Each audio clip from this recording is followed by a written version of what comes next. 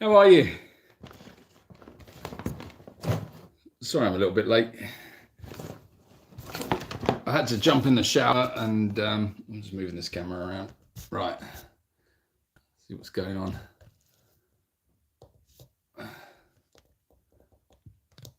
Right. Well, how's everybody's Boxing Day going?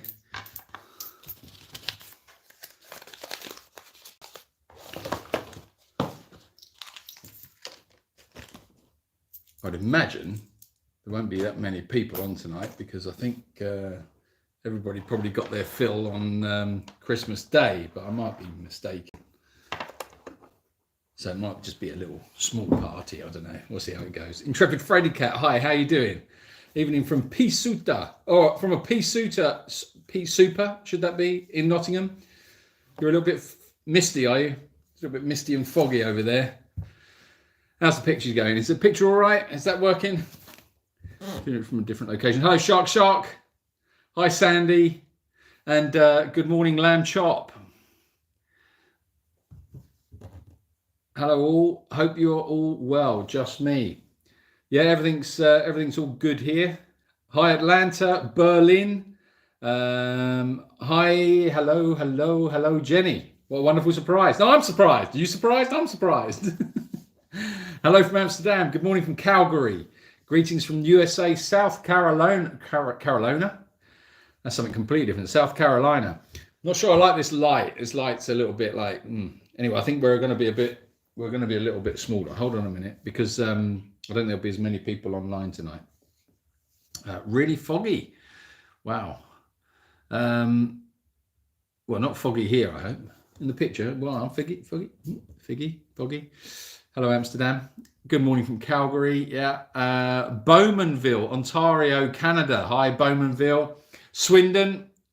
Good morning. Snow here today. Very unusual for us in Oregon. Oh, wow. That's nice, though, isn't it? A little bit of snow, getting the Christmas spirit, and then you just get really bored of it really quickly. You just want it over and done with. Monica from Portugal. Is that... Oh, yeah, you're Monica in Portugal. Hello, Monica, Portugal. That's very efficient. That's a very efficient... I like that. The efficiency of that message was really good. Monica, Portugal. It's really good. Excellent. Evening from Maidstone, Kent. Phoenix, Arizona. New Jersey. What did Santa bring you, Julian? Well, Santa brought me a nice pair of socks. What else did Santa bring me? Santa brought me a thing for a GoPro. And I've got these as well. These are quite interesting. See these things? The grip things to build up your strength in your forearms. Got a couple of those. Oh yes. And a skipping rope. Got a skipping rope as well. Got to work on that. A hat and some other bits and pieces as well. I've decided that I need to get very, very fit for next year. And so yeah, all starts here really. Where are we? Where are we? Yes. Pick is pretty good. Good. Hi from Wimbledon, UK, as usual. Happy Boxing Day, and I had my dinner. Yay. Jan, you've had your dinner. Oh, you're sorted. Right, okay. We've got no excuses now, Jan. Hopefully you get a little bit more involved than usual, rather than just shouting at me to hurry up because you're hungry. Hi, hello, Julian and all. Yeah, Rachel will be with us shortly. She's just finishing dinner. So, Jan, we've swapped roles now. We're making dinner, and you've had yours, so... Boots on the other foot. Blessings to all Ridge dwellers. Great Christmas video. Loved it. Oh, good. I'm glad you enjoyed it. Yeah, it was really funny. We got kind of annihilated, didn't we, by the donkeys. Santa Fe, New Mexico. Wow. Happy Boxing Day. No, happy Boxing Day to everybody. I can't believe you're tuning in. We're enjoying a crispy minus 27 degrees here in Calgary. Ida, minus 27. That's horrible. That's that's pretty cold. Hey from Indiana. I had an Amazon gift certificate for Christmas, so bought something from your wish list. I hope I did it right. Oh, Jenny, thank you very much. That's very kind of you. It should be quite straightforward if you followed the link. Rachel does all that. She knows what she's doing with that. I'll be honest with you. I don't really I don't really, I don't get on with it because I can't seem to work it out for some reason. I think it's just that I don't put enough energy into it. But the other thing as well is it's like easy fundraising. Apparently it's easy, but I don't know how it works. So that probably tells you more about me than easy fundraising. Hello from Anna Cortez, Washington. Hello, Lorna McKenzie.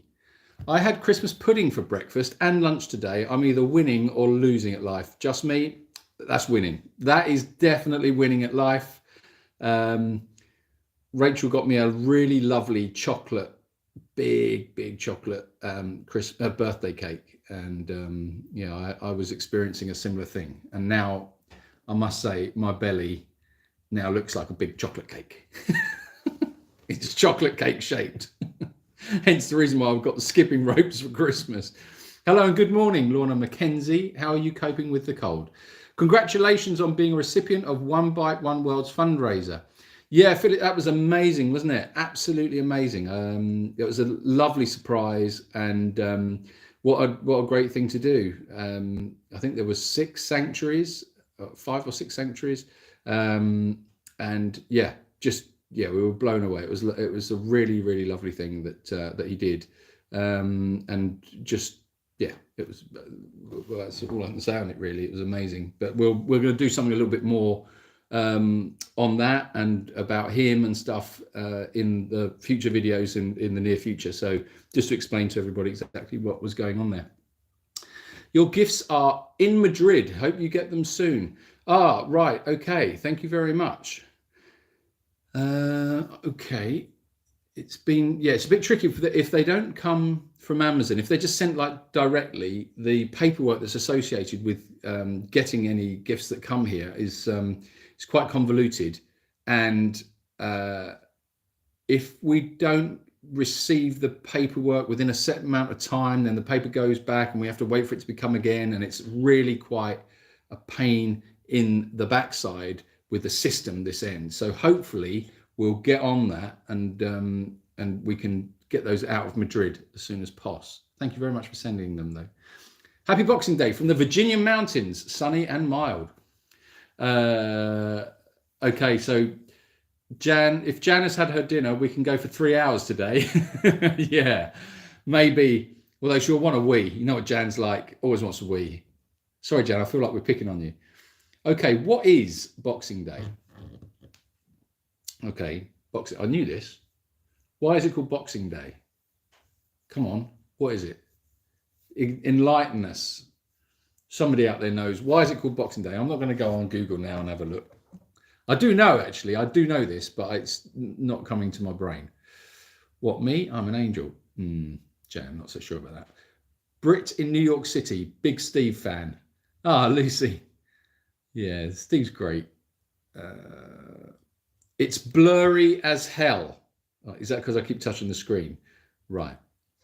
I could try again. I could do I could try mobile data again, see if that helps. Should we try that? Let's have a look. 1 second. Right. What do you think?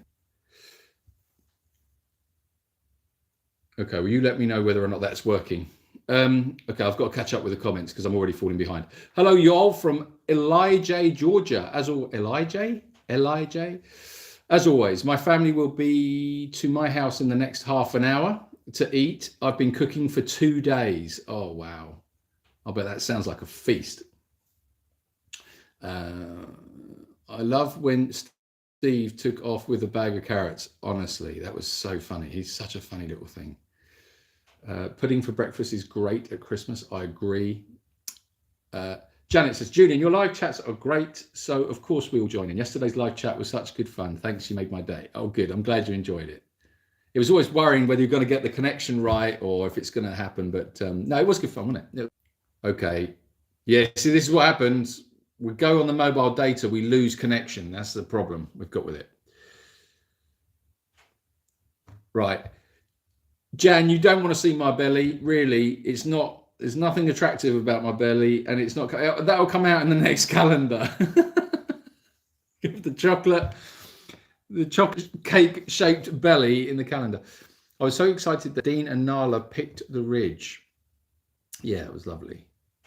I should say snow is rare in the coastal area of Oregon. Snow on the beach is truly beautiful. -27 is insane. Keep warm in Calgary. Yeah. It's weird when you see snow on the beach, isn't it? We had it here in Spain. Must be about nearly 10 years ago, I think. And it was snowing on the coast. Very, very bizarre. Yeah, it's weird to see snow on the beach and snow on the palm trees and all that. It's very, very strange. Did your children go back now? They are charming. Yes, my kids are back, and they're now back in the UK. And I don't know about charming. Challenging probably is a better word. But no, it was lovely to have them, and we had our Christmas a little bit early, so we could be together and have a bit of fun with that. So yeah, it was nice. It was good to get them on the live as well. Okay, let me just catch up on that one. Chilling out after a busy day yesterday, loving all vlogs. Your Steve Christmas cards were very well received by friends and family. Best wishes to you all for 2022. Thank you very much, Marion. Yeah, the Christmas cards, lovely. Really so pleased with those. That was Pat. And a big shout out to Pat for what she did there with her illustrations of the donkeys. She absolutely nailed it. And yeah, I sent her a message and just said, would you be willing to be like our official illustrator, you know, for future projects, for merchandise and stuff like that, which we want to get sorted out for next year. And yeah, so I was really delighted when she agreed to do that. And I just think they're just lovely. They're lovely. I just love them. They're perfect. Wow, very blurry now. Oh, that's a shame. I've also had 2 snowballs and I don't usually drink, so heaven help you all. I apologise in advance. See, Jan, you can't say you're innocent. This is all going to go Pete Tong, isn't it? Right. Hello, guys. Best wishes from Connecticut. What did Steve get in his stocking? Carrots. Boxes of shared food after Christmas, right? Yeah. Pick on me. I've had a drink. I don't care. Okay, Jen, we'll go a bit careful. Hello and good evening from Yorkshire. Well, hello, good evening. That's very, very prompt there, Linda. I like that. There's a completely different vibe going on there. It's like, hello, good evening from Yorkshire. And now we have regional news for where you are. In Yorkshire, it's been bloody raining all day, and the cows got out and walked down to the road. That's what I'm just entertaining myself. Sorry about that. When employees give presents that had to work Christmas Day. When employees give presents that had to work Christmas Day. Wait, that's what Boxing Day is? Is it? No, I don't think it is.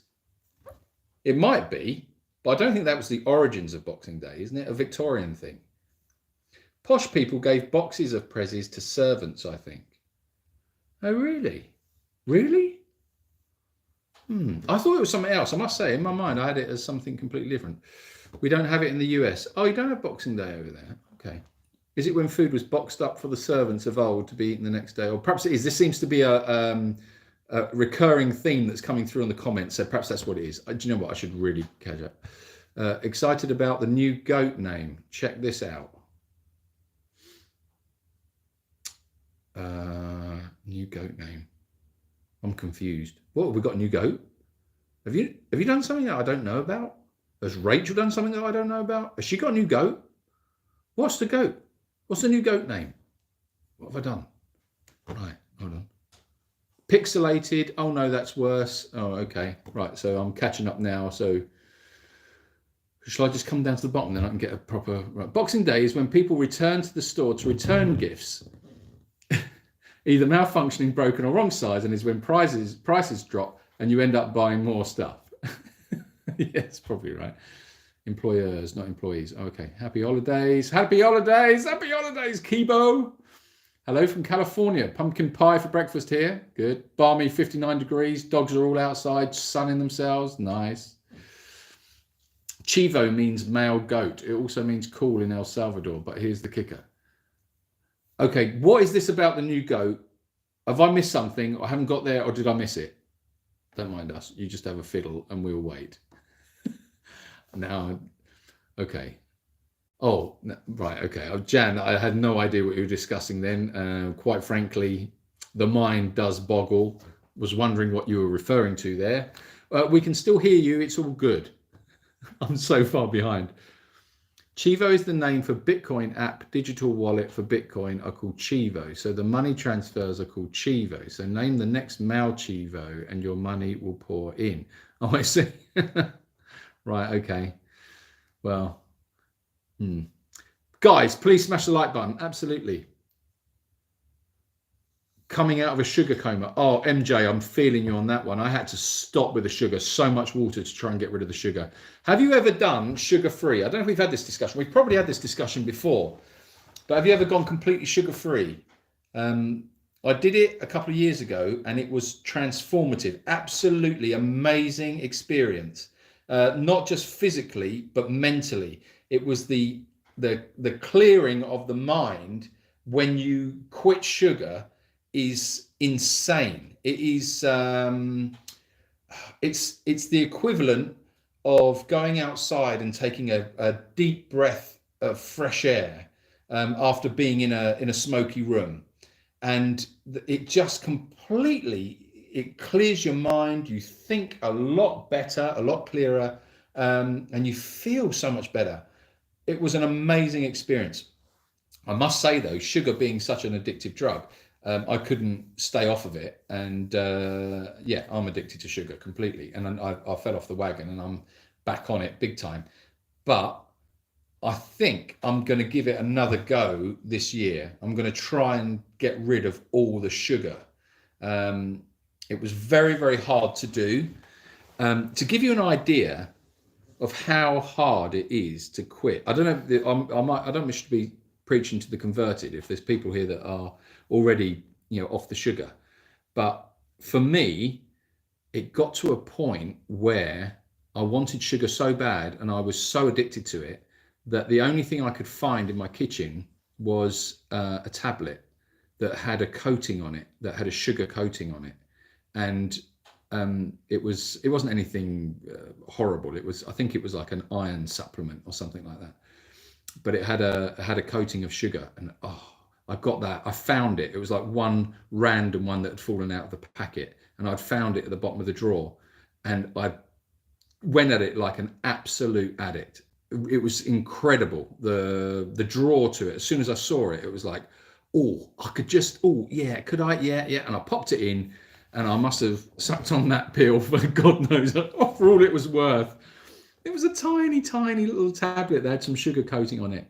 And when that happened, I realized just how addicted I was to it, and how strong a drug sugar is, and how we are all so addicted to it. It's in everything. It's in absolutely everything. And when you try and cut sugar out of your life, you realize that it's in everything. And then I was doing a little bit more research into sugar and of its effect on humans and how we are. I mean, it is more addictive than cocaine. It's more addictive than heroin. It's so addictive. And it's the sugar industry that run the world. 100%. If you start really, picking at the subject and really delving into it, you realize that the sugar industry are a very, very powerful industry. So yeah, it's a tough one, but I think how did we get on this? I don't know. I've got no idea how we got onto sugar. Anyway, yeah, I'm going to try and do that. I don't know if anybody else fancies giving that a go. If you do, yeah, let me know. I think it's got to be worth a shot, If you can get sugar out of your brain. The most thing for me was that it was the way in which you think. You think differently, and that for me is amazing, because that's our experience in life, isn't it? I think it's how we perceive, our perceptions of life.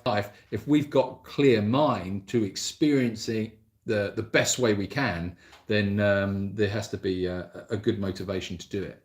And I think you learn more as you go if you've got a clear brain. Anyway, sorry, what was that there? Did I get on my soapbox? Oh man, right, okay. Just got home from work, been working since 5 a.m. Oh, Susan, you must be absolutely cream crackered.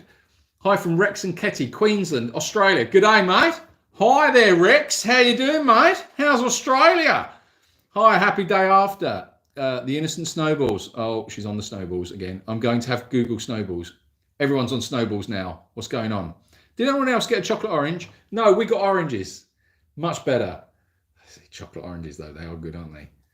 Found a vegan box of like After Eight mints. Oh, they were done in Aldi. I don't know if you get Aldi in America, but over here they're like I think they're a German shop or something like that. Anyway, they did these vegan like After Eight mints, like chocolate After Eight mint. Lovely. What are you doing, Julian? I don't know. Don't ask me what I'm doing. What do you think I know what I'm doing? I don't know what I'm doing. Just rabbiting away here to my mobile phone, try and respond to these messages. Haven't had a snowball in years, Jan. I remember brandy and baby sham going down like lemonade too. Brandy and baby sham. That sounds like an absolute recipe for disaster. Let's do it. Steve stuck another goat in. Yeah, I'm going to have to just jump ahead here. Sorry about this, guys. Hold on. Right. All right. Hold on a minute. Hold on. Oh, right. I'll tell you what, there was a little bit of a chat about drink there. That live that we did with the kids, I'd had a couple of glasses and I don't drink at all. I don't touch alcohol at all normally. And so I just noticed a comment there saying about only drinks at Christmas. And I'm the same. And my word. And then I had a port last night or the night before, I can't remember. That absolutely finished me. A tiny little bit of port. Boom, just my brain went. They say that sugar converted in the body is one molecule away from alcohol in the system. Is it really? Well, yeah, that doesn't surprise me. I'm so addicted to sugar and I tried it for about a week, but I will try to give it up. Yeah, it's one of those things, isn't it? It's like when you realize how addicted you are to something, I think that's the problem. It's like, and where do you go? To Sugar Addicts Anonymous? You know, hello, my name's Julian. I'm addicted to sugar. I have a problem.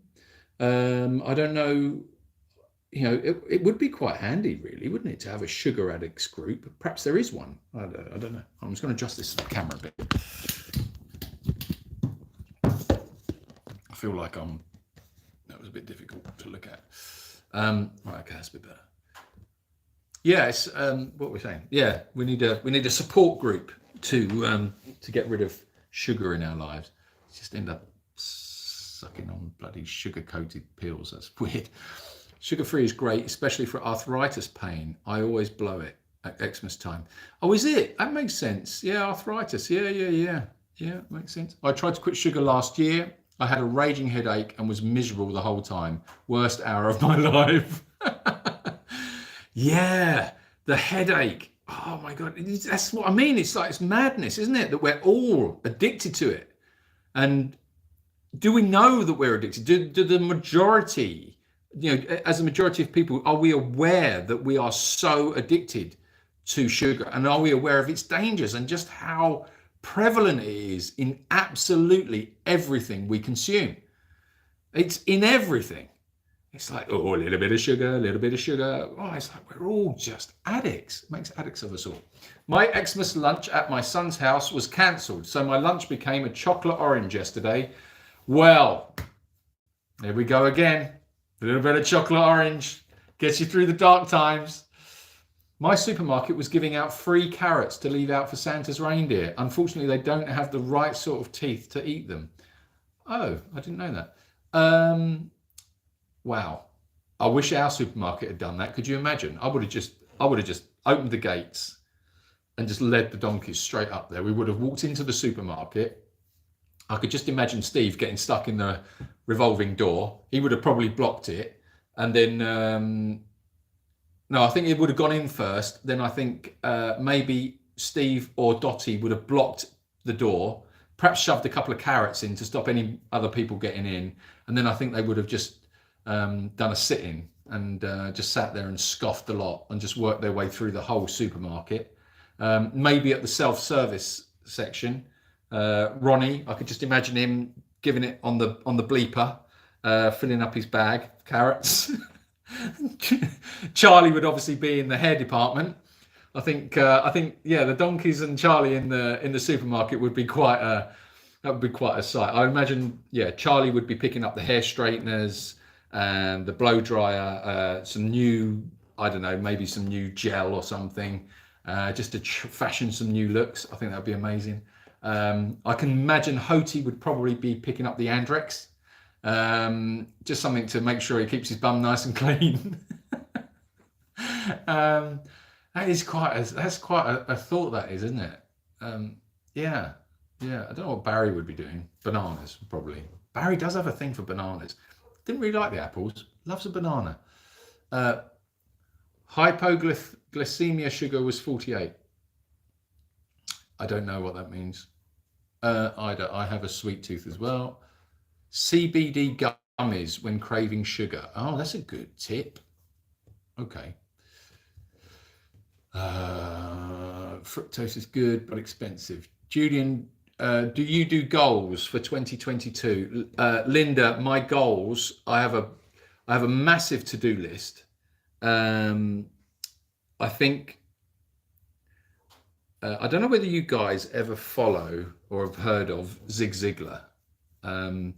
I was handed a tape, of all things. I mean, they don't even do tapes anymore. But years ago, I was handed a tape by a motivational speaker called Zig Ziglar. I don't know if you've heard of him or not. And the tape was entitled "Meet You at the Top" or "Meet Me at the Top" or "See You at the Top," something like that.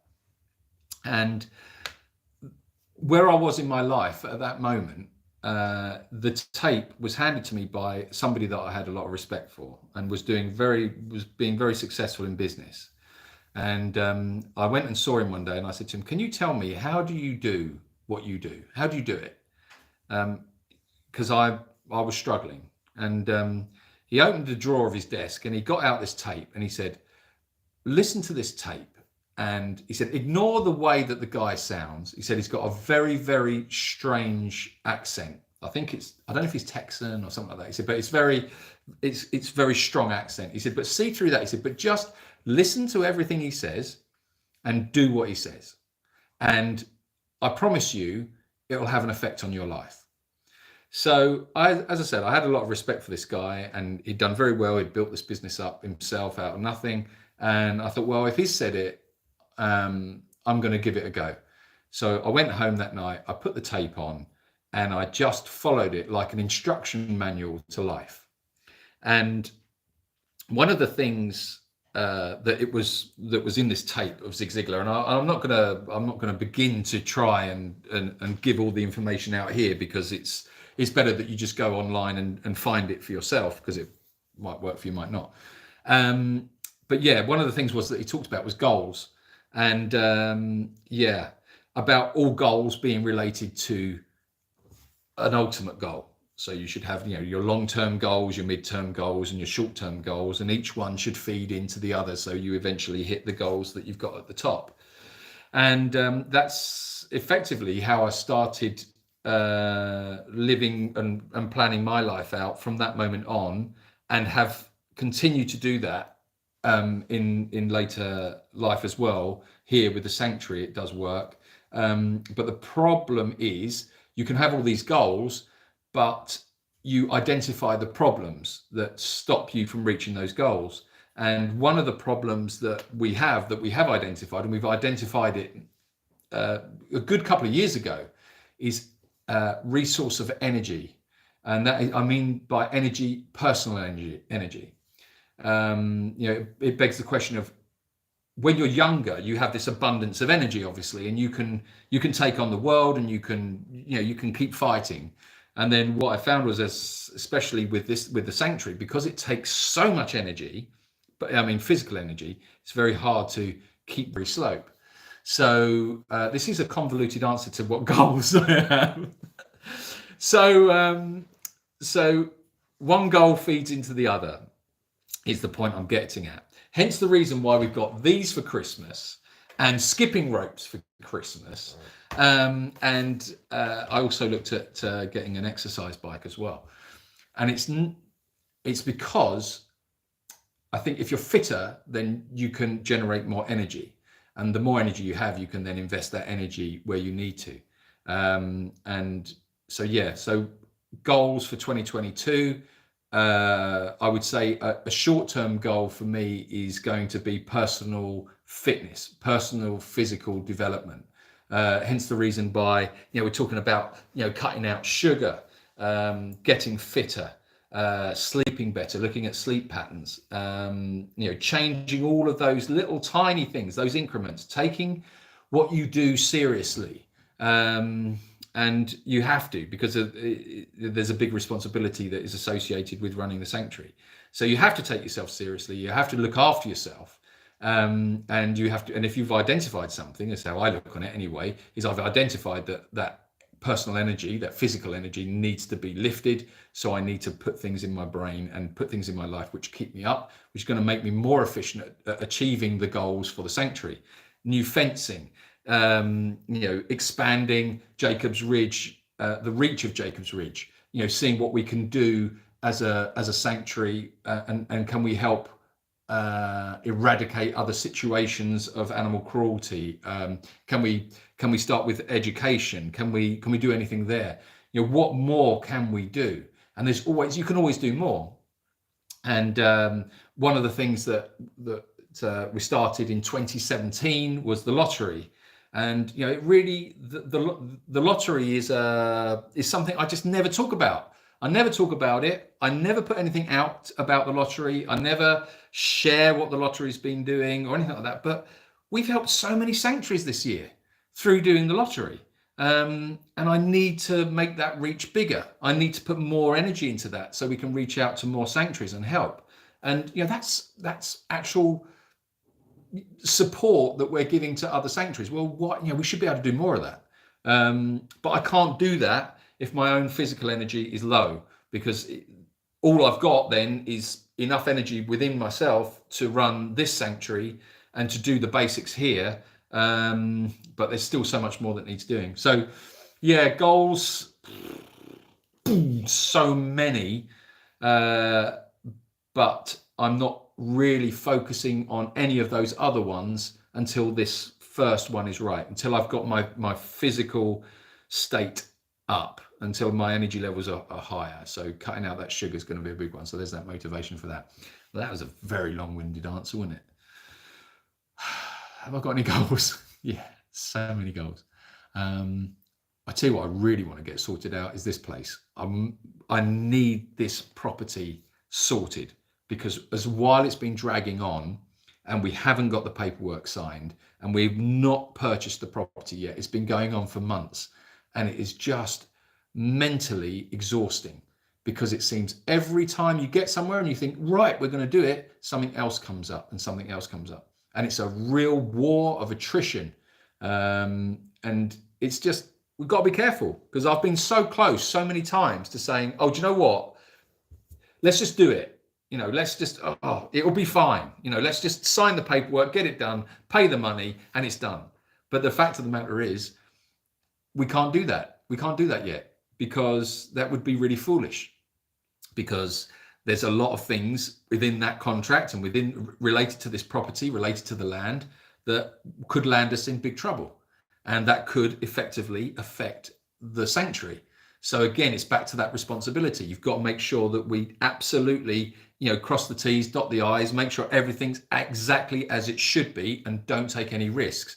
So yeah, that's why I'm treading so carefully, really carefully. And it's a slow process, because they want me just to go, okay, well, fine, we'll sign it. But what I'm having to do is at every step go, hold on, stop. What about this bit? What about that bit? Can we just double check that?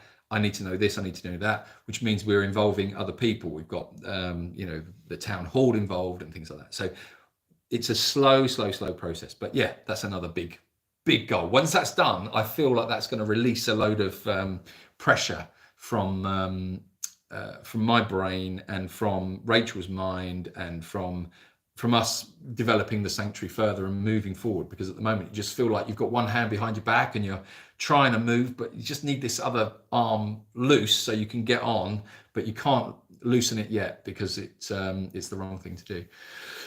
So yeah, That's goals. Let's discuss goals. Right. Where are we? I'll try to wean myself out of it. Oh, wait, I thought that as well. I saw that Spain has some new mask mandates. Is that true? Do you know? I don't know. I always wear a mask anyway. I don't know. I'm so out of touch with what's going on out there in the real world. I can tell you what Steve's doing. I can tell you what all the horses have been doing. But as for what's going on out there in the big wide world, I have no idea. That's how I kind of like to live. I like shut the gates, lock them, and that's it. This is kind of my window out to the real world.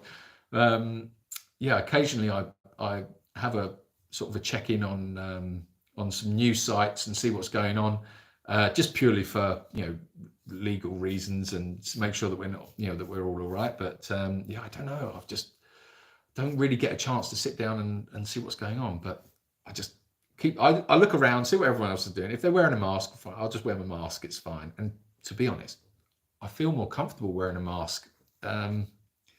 Just in case. I think even if they said that's it, it's all over, it's all done, no one has to wear another mask, I think I'd still be in there with my mask on. I just prefer it. I don't know.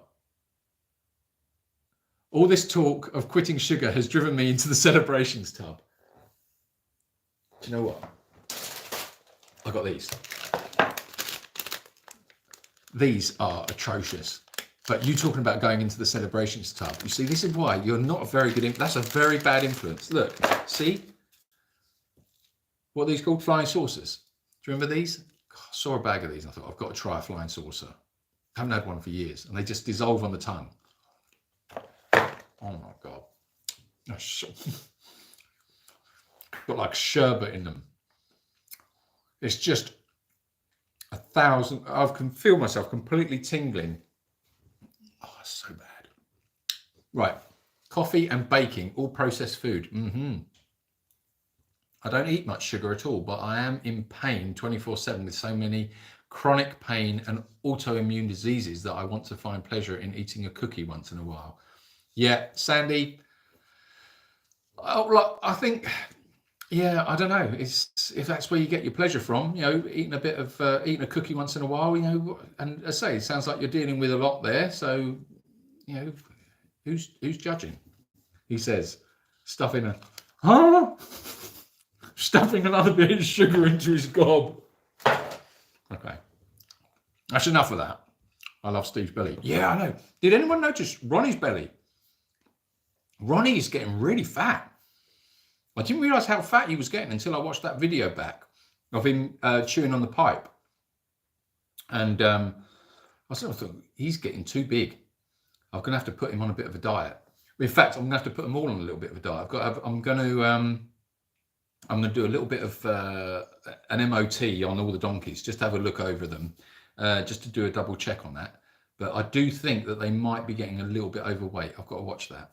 It's this time of year because they're out all day and there's lots to eat and munch about on. So, and I don't like to stop them because they need that food to keep them warm. So I don't like sort of like keeping them off it. No sugar, white flour, just less carbs, more vegetables. I will try. I know, Maria, why is it so hard? It just sounds so horrible, doesn't it? It's like, oh, I'll try. And it's like, but we really should be excited about it. Like, yeah, let's cut out all this rubbish. Let's do something that is, healthy, going to make us feel better. Like if I told you I've got this magic wand here and I'm going to whack you on the head with it and you're going to think clearer, you're going to have more energy, you're going to be a lot more positive in life, you're going to, be able to achieve more things in your life every year. You go, oh yeah, give me some of that. Hit me on the head with the oh yeah. I want to feel great, but I also want all the crap. I want all the sugar. Why do we do this? It should be, we should just look at it and go, yeah, that's the stuff I want. That should be the motivation. Should be, yeah, hit me on the head with a magic wand. That's what I want. Why are we talking about getting hit on the head with magic wands? Right. Talking of which, Rachel's just appeared with dinner. Oh my word. Right. How did you get into Animal Sanctuary and why? Actually, the honest truth is the honest truth, as opposed to the false truth. It was by accident. It was a natural progression, but it was rooted in just in empathy for the animals. That's where it was rooted, and that's why it happened. But it started off with just really offering homes, or offering a home and a loving home to animals that were in need. And I suppose it really became Jacob's Ridge once the horses were rescued, because I know this is, a lot of people have heard the story already, but the long story short is, rescued, I think, 8 horses that were starving and destined for the meat factory. We stepped in and rescued them, and basically physically blocked the road to stop the meat factory arriving, and then went and took the horses, because obviously no one else was there to take them. So, what are you going to do? So anyway, we took them, and what we were then faced with was, the next day, realizing that we had a field full at the time of 8 starving horses. Now, anybody that knows horses know that they eat a lot. Well, if you imagine starving horses, they'll probably eat something like the equivalent of 3 times the amount of one normal healthy horse. So, that's a lot of horses. All of a sudden, that it just was like opening your bucket of any money you had in there and just throwing it down the drain and going, well, that's all gone. And it went really quickly. We did a campaign which was called Buy a Bale, and everybody, that my friends and on my network, they all chipped in a £5 here and a £5 there and £100 here and £10 there, and we got enough money to buy a stack of hay to feed the horses. Well, within not even a month, that bale, those bales, all gone, just disappeared. And I was like, what have I done? I've done something so stupid here. I've really bitten off more than I can chew. And so then that's when, really, I suppose it was a question of saying, well, we need to find a solution to this, because you can't keep putting your hand out and saying to people, send me money, give me money, because I've got to feed the animals. Because it's like, you've got to own it yourself. You've got to find a way in which, I think, people will support you, but they'll only support you if you can be seen to be proactive and actually giving it your all. And then I find that when you give it your all, then people will support that and they'll get behind you.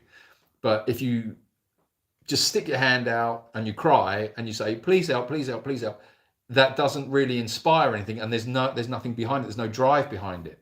So it got to a point where the horses were taking all of the food, they were taking all of the money, and I was unable to even, we were feeding them before we were feeding ourselves. And it was just incredibly difficult. And it got to the point where I had to take that responsible attitude and really engage the brain and go, I've got to make this really horrible decision and admit defeat, and that I can't do it. And so but by this time I had very firmly bonded with the horses. They were my babies at that point. So I sat in the middle of the herd with the horses and was basically saying goodbye to them in my mind, and just admitting defeat and being in a really, really bad state spiritually, because it was like this hadn't happened. And then the words came to me of, the more you share, the more you have. And I don't know where those words came from, but they came from somewhere. The more you share, the more you have. And it just made a lot of sense to me at the time. It was just one of those simple soundbite things that come into your brain. And I thought, the more you share, the more you have. If I feel this place is heaven, and if I love these horses so much, other people are going to love it, and they're going to connect with it as much as I have. Though there will be other like-minded people out there.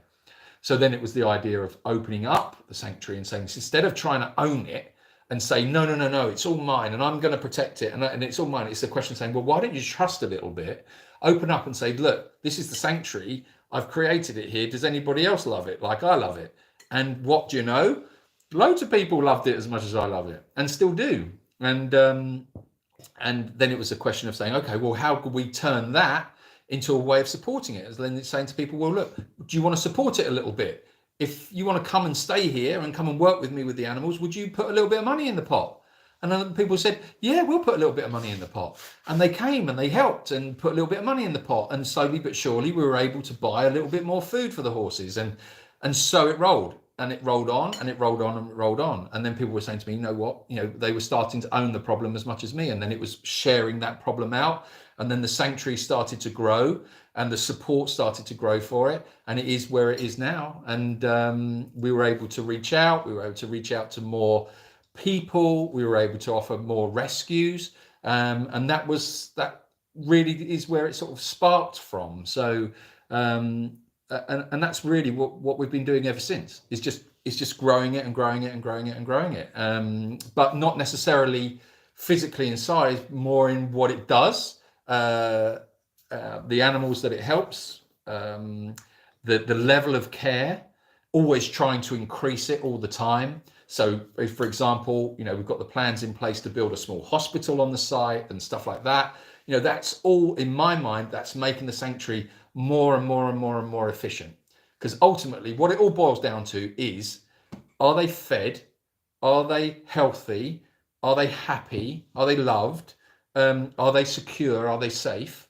Once you're providing all of that, everything else is peripheral. It's that whole thing about talking about the goals. That's our main goal. We've got to keep them safe. We've got to keep them fed. We've got to keep them healthy. Everything else feeds into that. What do we need to do that? Oh, we need to get this. Oh, we need to do that. We need to secure the land. Oh, okay. We need to buy new buckets. We need, whatever it might be. We need to get new fence posts, right? Whatever it is, because ultimately all those things make the nucleus of that family of animals healthy and happy. Then once that's really solid and good, then we can start saying, okay, well, we've got a little bit of space here. Oh, let's reach out. We can offer a home to these animals, or we can reach out to those animals. And through our network of support, we can help other animals in other countries. Then we started the lottery. Now we can help other sanctuaries. We can help them. And when they're stuck and they don't know what to do, well, we're walking the walk and we're talking the talk and we're doing it 24/7. And we can help. There's a hell of a lot of information in here and a lot of knowledge and a lot of experience from doing this that I can now share out. And what's more, if I don't know it, we've got a big enough network of people that do know it. And that's how it's growing. And I just love it. I love it. It's just, it's passion. It's just igniting that passion and letting it blow, and just letting it go. But again, boiling it all down, you need that energy. You need that physical energy inside to keep pushing and to make it go, because it sometimes it does wane. But what's been really nice is that when that has waned, which it has done, definitely hit burnout a good couple of months ago. And what I found was that I found myself in burnout, but other people were still up, and that kept it going. That kept the momentum going. So yeah, I don't know. I really rambled there. I'm really sorry. I'm going to have some dinner. Why don't you join in? Because you're hiding in the corner here.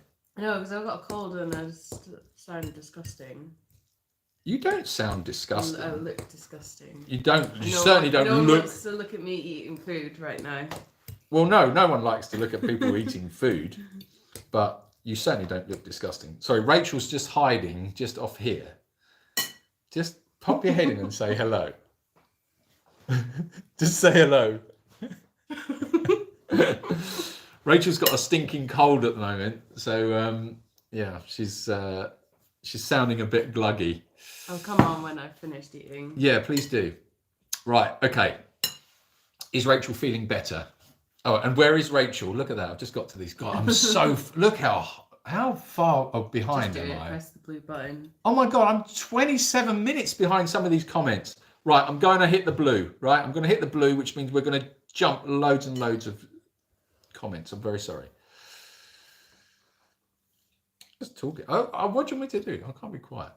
People say they're sending you to feel better. Thank you.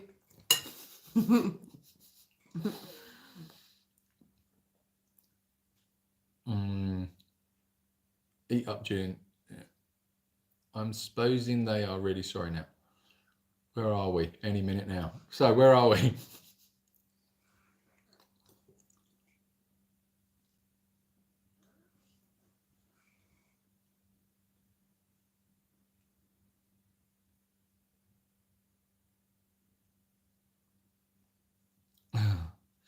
Sorry, I was just catching up on some of those. I lost the thread there of the comments because I've hit the blue to try and keep up.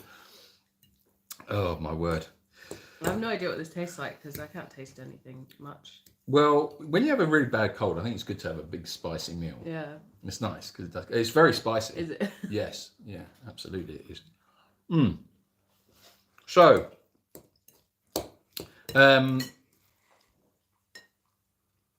wait. Another drink, guys. Before my dad left my mum, he went to a trade show with his girlfriend in front of mum's business friends.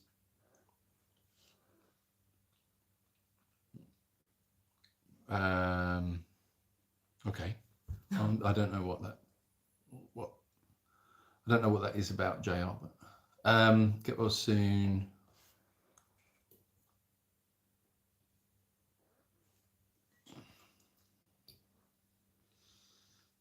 Right, hold on.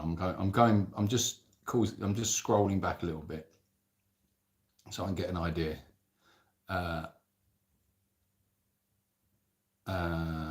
Like animals more than humans. Yeah, I think we kind of all share that sentiment. Present company excluded, I agree.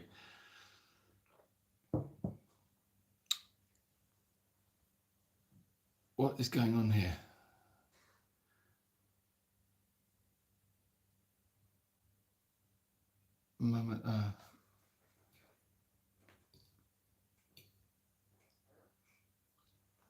Okay. Sorry, I'm trying to catch up on those comments, and I don't try and read comments backwards because it doesn't make any sense at all. Okay, JR. Goodbye.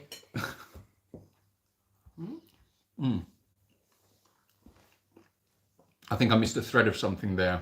Like an in chat. Yeah, I think it was I think it was something going on there. I just got a little bit confused there.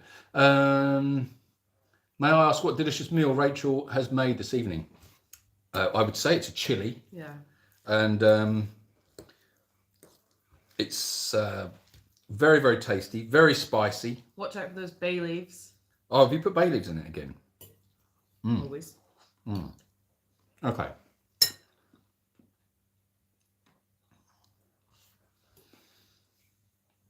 Sorry, JR, I've missed the thread of your comment, so I apologise if I've missed something that was relevant there. But you're getting some nice supporting messages coming through, so I hope you know that they are coming through for you. Can you see our comments after the session is over? Yeah, I think so. Yeah. I think so, yeah. It's just hard to tell which ones were posted during, which ones have been posted after. It doesn't really. You have to look at the timestamp, I think. It gives you an idea. I think. You better eat your Julian dinner. Julian. Or my dog is going to leap through the screen and snag it.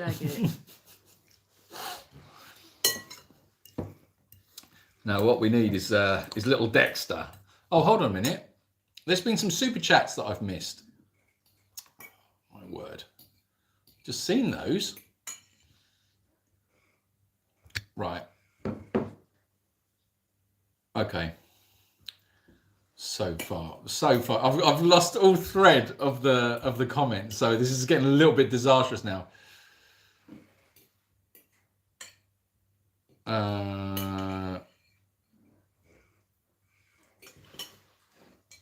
Oh, Liz says, "Oh, you're not gonna like this, Jay. But when I went off a vegan diet, abandoned the vegan shuffle, my energy levels went through the roof. It doesn't take much. Just switch to fish and eggs." Yeah, I appreciate what you're saying. I think, well, I can only speak obviously for me personally, and that is, I suppose, it's the motivation of being vegan or going on a vegan diet, and for me personally, that's not an option. It's just not an option. I can't do that. I can't go off the vegan diet because of what it represents to me personally, and that that decision and that process that I've gone through to come to that conclusion. I'd rather find another solution to it and work another way around it, rather than come off of the vegan diet. Because for me, it just isn't an option. Do you understand what I'm saying? It's just not. It would negate everything that I'm working for and everything that I do in my life. It would negate that. It would negate that, and it would be very hypocritical of me to do that, I think. That's how I feel about it anyway. But each to his own. You do you. You do you. This. Yeah, please do. Look, you're gonna. That does look very suspect. That thing. What is that in the cupboard behind me? What? Oh, it's a horseshoe. I was looking at that. Hello, everyone. Hello, everyone. Take over, also, Rachel. I think, like, you can be vegan and be unhealthy and not be eating the right things. Some people just don't know what to eat or aren't sure how to get the right Come over a bit more. vitamins and things that they need. So, yeah, like you say, I would just look for the reason for what it is. And if it's like you're lacking omega-3, there are vegan omega-3 supplements or whatever. Yeah, there is like a supplement for everything. So, yeah.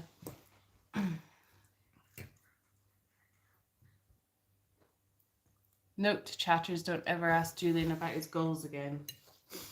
I'm going to get the comments up on my phone because it's a bit easier. Okay, that's a bit rude. There I was sharing my goals with you. I liked your story. You liked it? Yeah. Well, that's all that counts. That's all that matters. How do I get there? Here. Yeah. That's a great photo. Yeah, I know. Well, I had to put the live on before I was ready. I just got out of the shower and it was like I was late. Is your volume up? I've turned it down now. Where did we get? Can you see?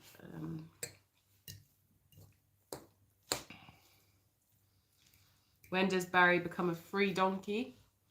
He's got about 2 more weeks of being kept in, and then we can start to integrate him with the others.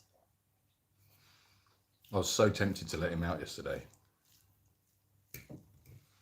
Yeah, but what if he gets like one of the horses or something? Yeah, I know. It's like too risky. Balanced diet is better. Skip sweets and treats. Or just have them now and then.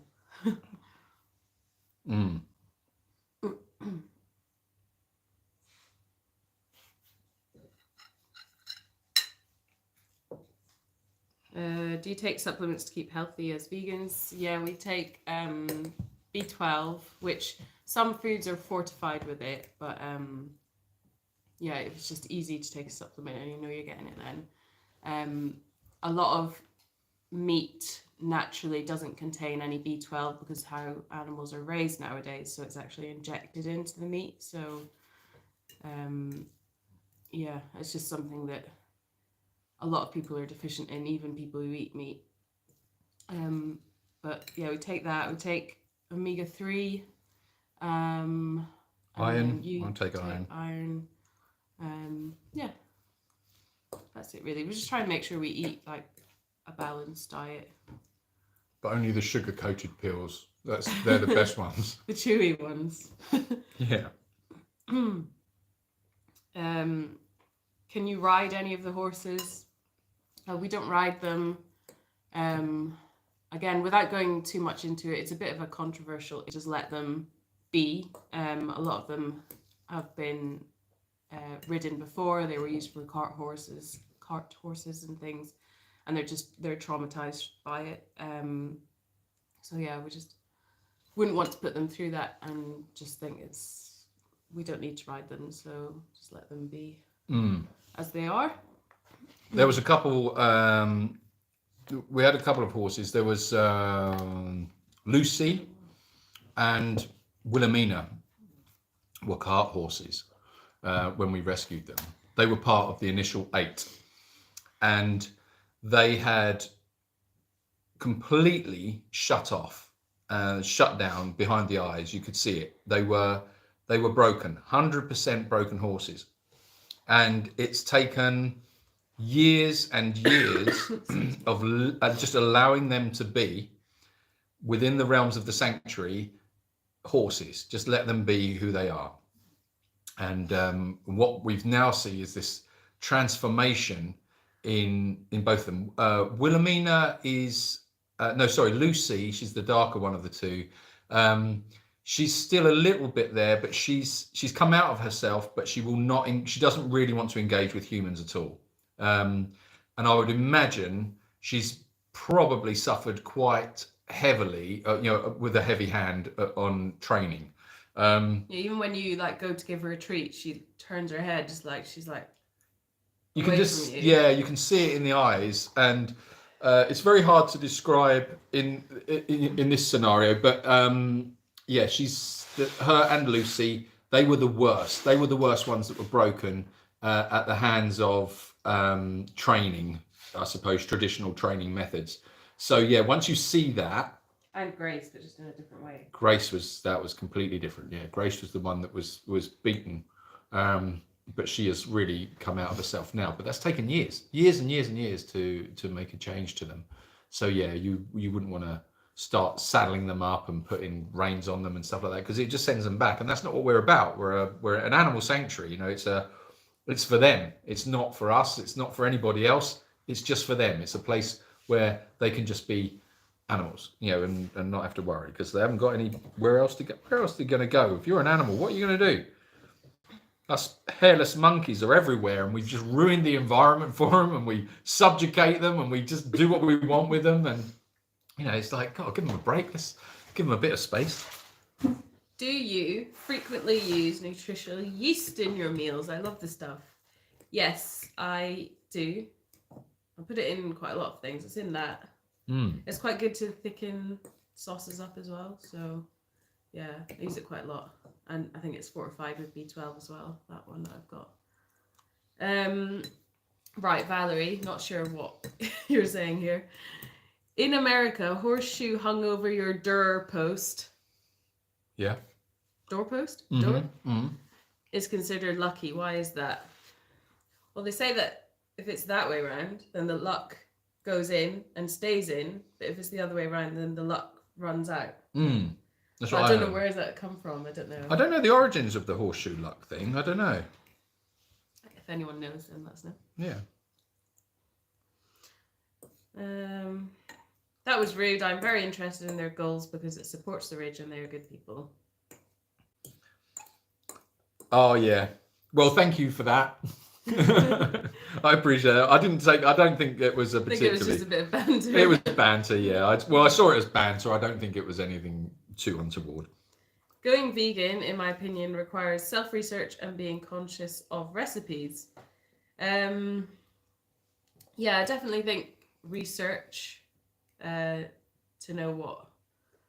I mean, basically, if you like vegetables, then you don't have a lot to worry about, because as long as you're getting your veggies, that's fine. People always say like you can't get enough protein as vegan, but that's rubbish. There's protein in everything. So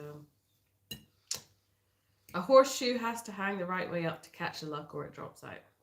Yeah, that's what you were saying now. Julian and I ribbed one another. It was totally tongue in cheek, says Jan. Yeah. No, it was fine. It was fine. There was nothing. Yeah, I heard it as banter. It's fine. Thank you, Valerie, for your super chat. Thank you very much, Valerie. And she repeated her question, which we've now covered. Hopefully answered that one. Well, we haven't answered. We still don't know. Does anybody know why or where it comes from? Don't know why that is. Well, I missed it. Just got here, says Val. Well, Val, you're here now, and that's all that counts. And I'm so glad you're here. I've missed you, Val. Where have you been? Were you at the last one? I didn't see you at the last one. Apparently, blacksmiths would be considered lucky, and iron too.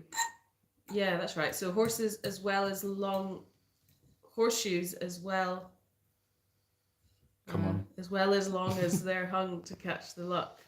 Horseshoes as well, as long as they're hung up to catch luck. Okay. You're right there, you're struggling with that one. Yeah, apparently, you know the saying, touch wood. The full saying is touch wood, no good. Touch iron, you can rely on. Oh, is that right? Yeah. Mm. Did someone just comment that? Or did you? That was from my brain. That was from your brain? Wow. There is stuff in there. We are rubbish as a human species, so cruel, yet we justify anything. Yeah, true. Yeah, I think, I don't know how I feel about, this whole thing of hating on our own species. I think that we have some horrific shortfallings, and I think we have done some terrible things. Absolutely, 100%.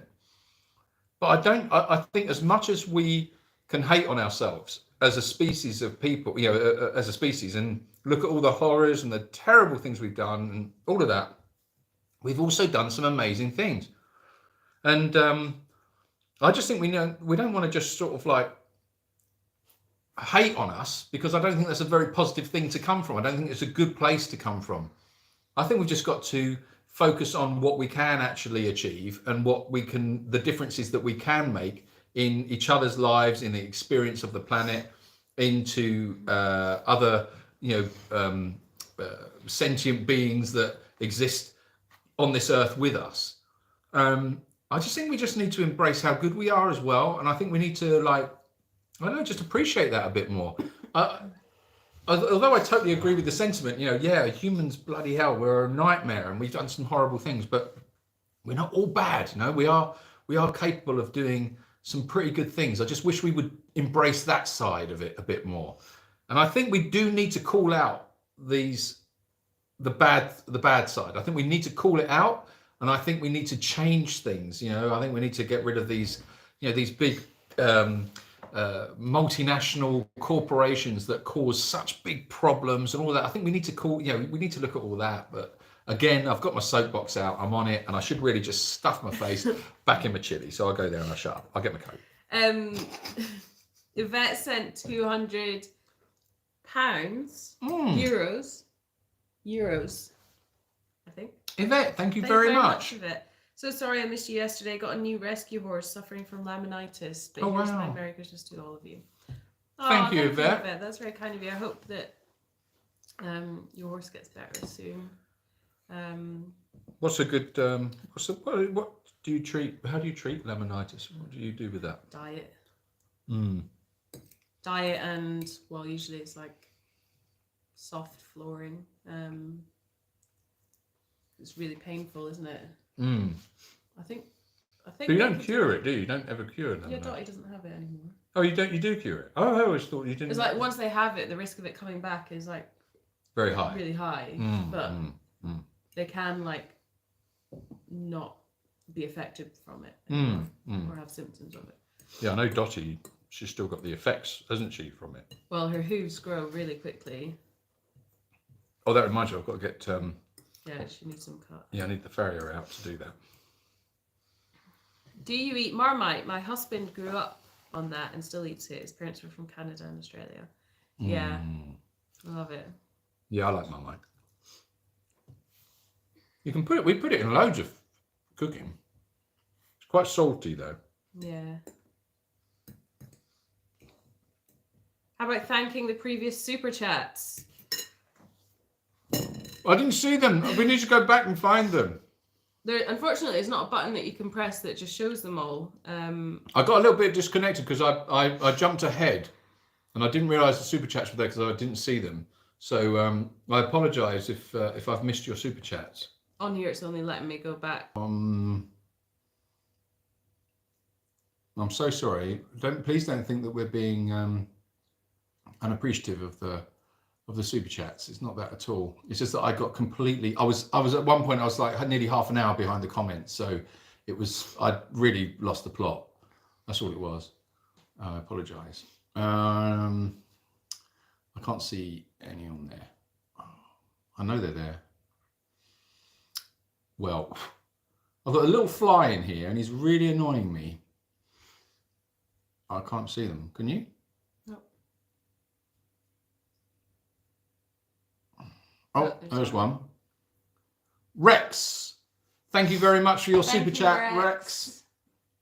And Myra. Thank you very much, Myra. Sorry I missed yesterday's live chat, but I enjoyed watching it when I got home. You and Steve fighting over a bag of carrots was hilarious.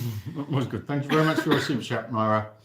Sharon. This is towards Charlie's hair products. Yeah. Thank you, Sharon. Sure he'll appreciate that. I was saying about if I was imagining them in the supermarket where they would be. Oh, right. I was saying Charlie would be in the hair department. He'd be sorting his hair out, and Ronnie would be on the self-serve. I think he'd be liking the bleeping noise. I think he would be quite enjoying that. I know. I think he'd be stood at a security camera. Oh yeah, just looking at himself.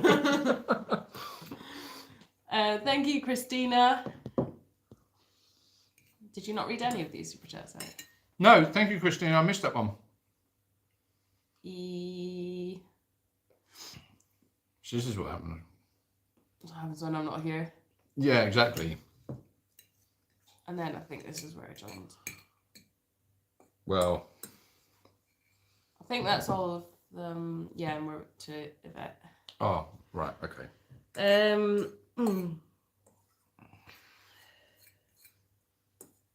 If we have missed any, then I'm really sorry. Please let us know. Jan, touch wood is the pagan belief good spirits are in the trees. Oh, that's interesting. Which animals have been with you the longest? Elvis the pig. Jacob. Barney? Winnie the pig.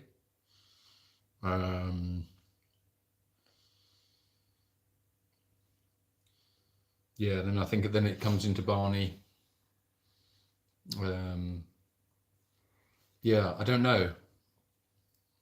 But I think the oldest resident we've got now is Elvis. I think he's the old Elvis and Winnie. Elvis and Winnie came together, didn't they? Yeah, they came together, yeah. In America, knocking on wood is done to break a curse. Do not know if that works, though. My rescue dog seemed very trained when I first got him. I prefer his true silly self after 10 years of being blessed with his loyal, loving company.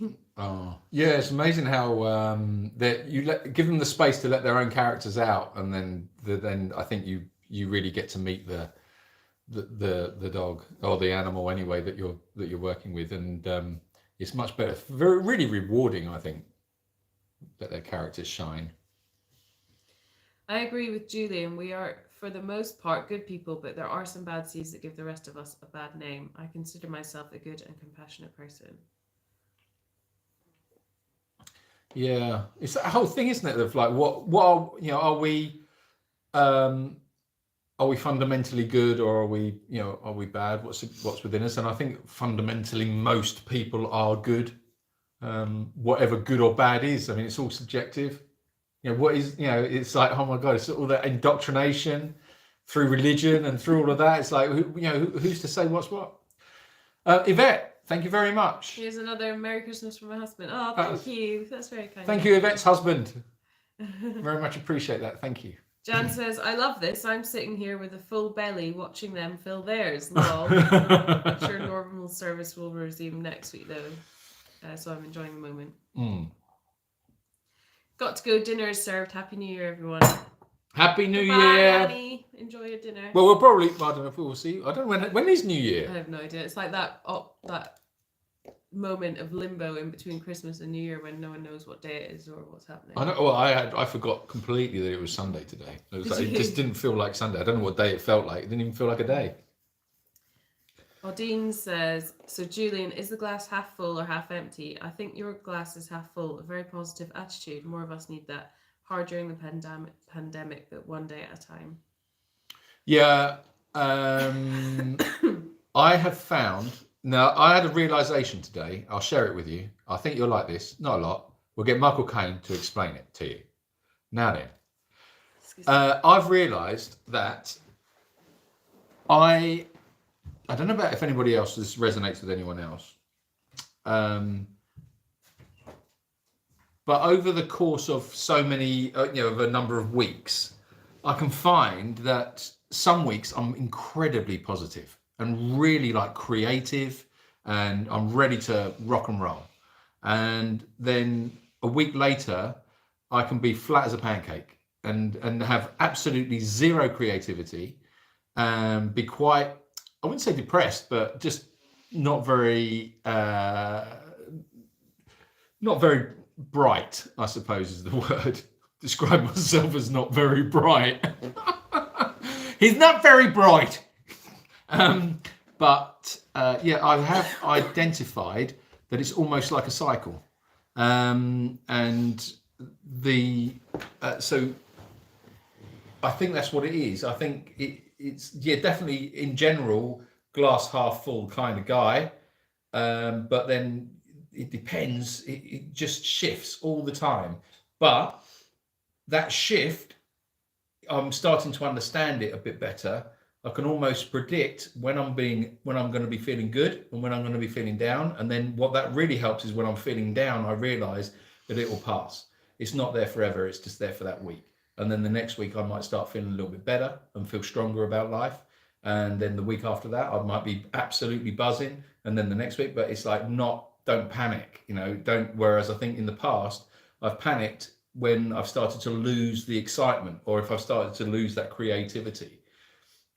And now it's understanding that, hey, don't panic, it'll come back. Don't worry, it's not gone anywhere. You're just having a bad week, or you're just in that mindset for that week, but it's only going to last a week.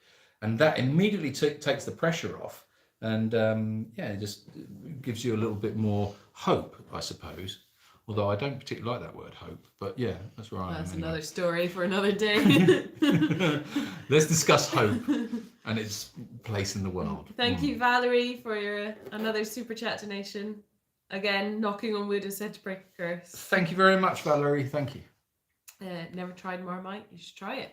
Oh, definitely try that. Just a thin little bit on toast. Yeah, smidgen. Don't overdo Put it. your margarine on, let the margarine melt, and then put just a little light covering of Marmite on. Horseshoe goes back to ancient Chaldean. Is that right? Where are we looking? Where am I Luck looking? charm. Chaldean luck charm. Oh, I've just got to put another log on the fire. Hold on. Please excuse me one moment. Can you get past or? I should think so. I can't move. I'm stuck somewhere. I'm through. Stuck on the rug. Good luck from Horseshoes. Started in Ireland. Brings good luck and keeps the devil away, at least according to Google. Oh. There you go. There you have it. Myra Brooks and Sharon Hicks super chats. Did we miss those ones? Well, thank you again, everyone who has donated on the super chats tonight. At the moment, it is up to £264.67. So thank you all very much for that.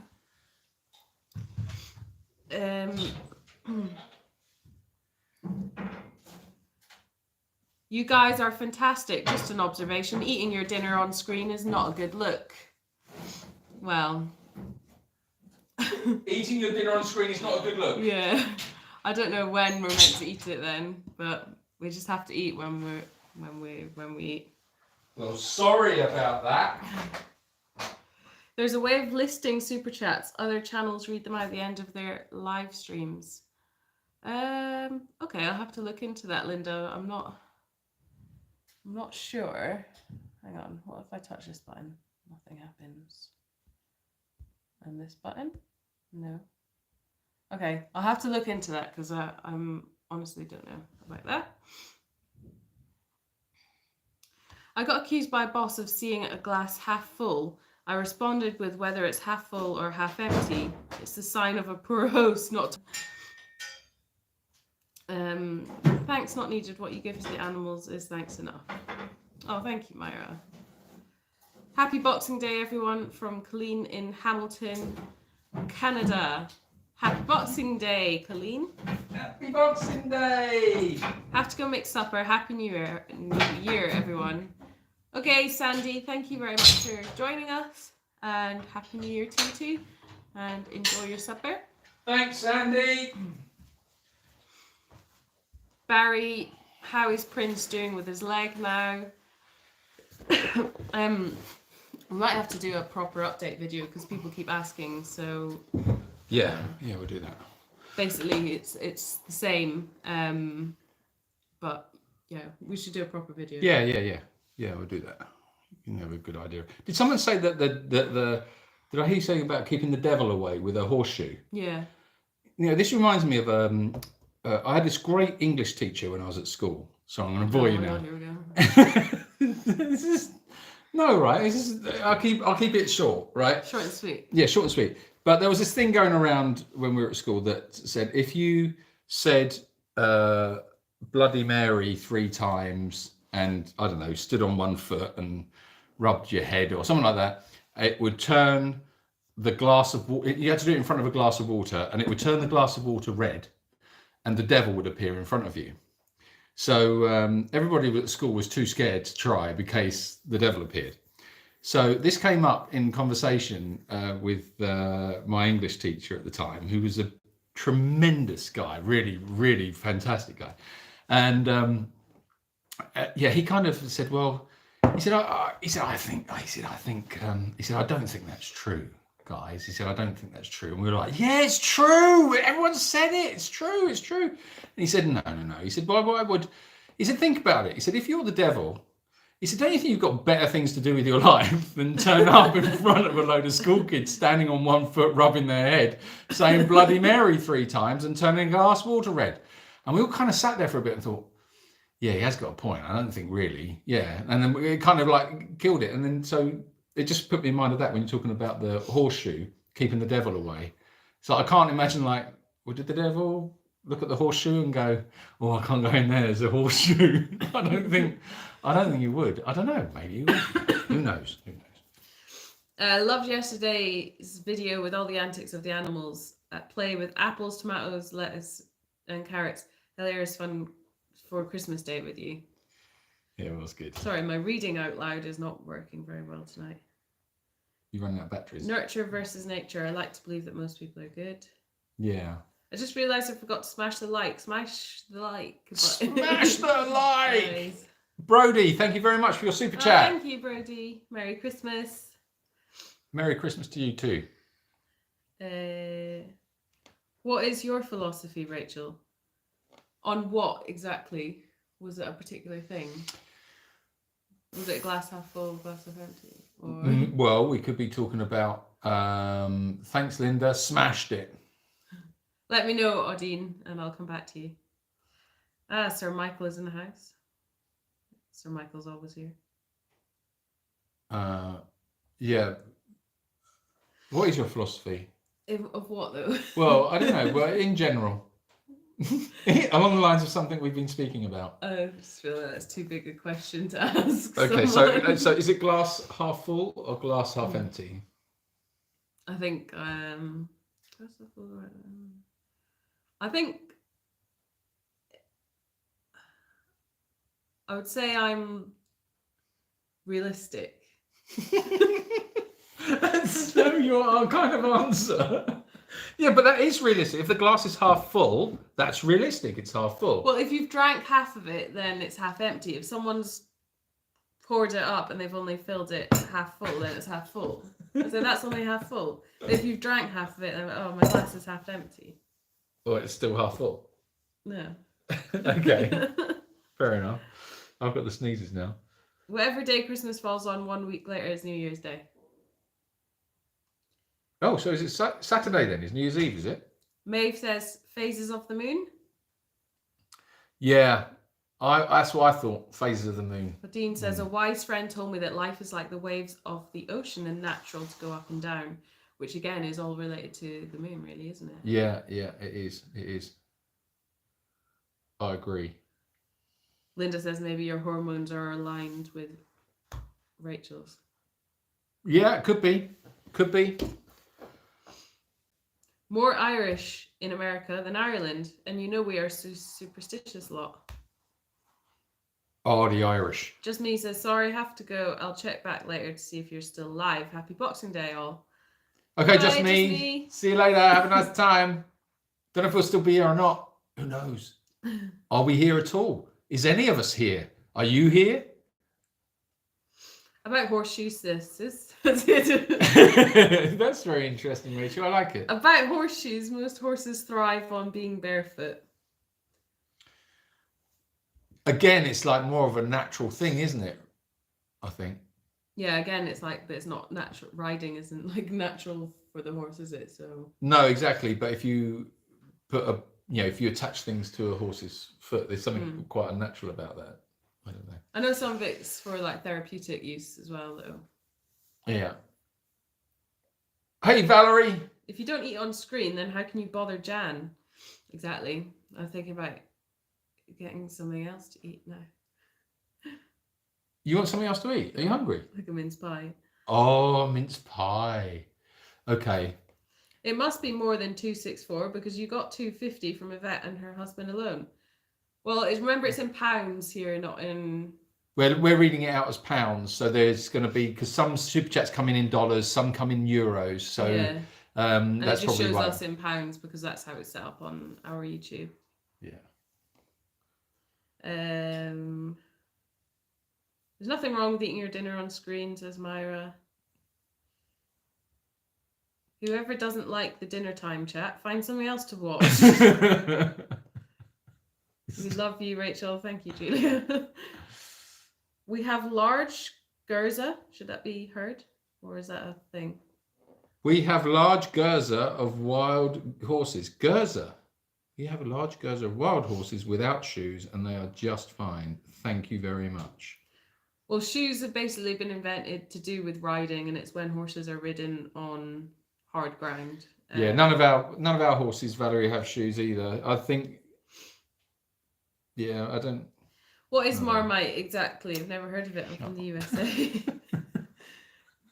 Marmite is yeast extract. Yeah, I think was it not discovered when they were in the breweries or something, and they started using it as like a. I've got the giggles. I'm sorry. I'm trying to stop myself. Do they not like start using it as like a war food? Who? Marmite. War food? Like a war food? Yeah. No, Marmite came from the bottom barrel of... Yeah, that's what I was saying. What about it? Never mind. I'm sorry, I've had to just shut myself up a little bit, that's all.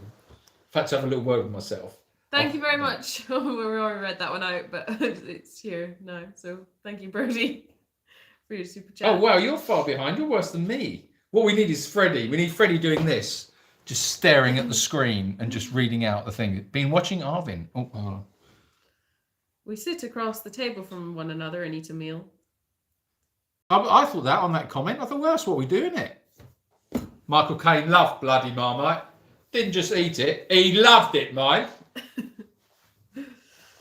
That was on, wasn't it? That was on British television the other day.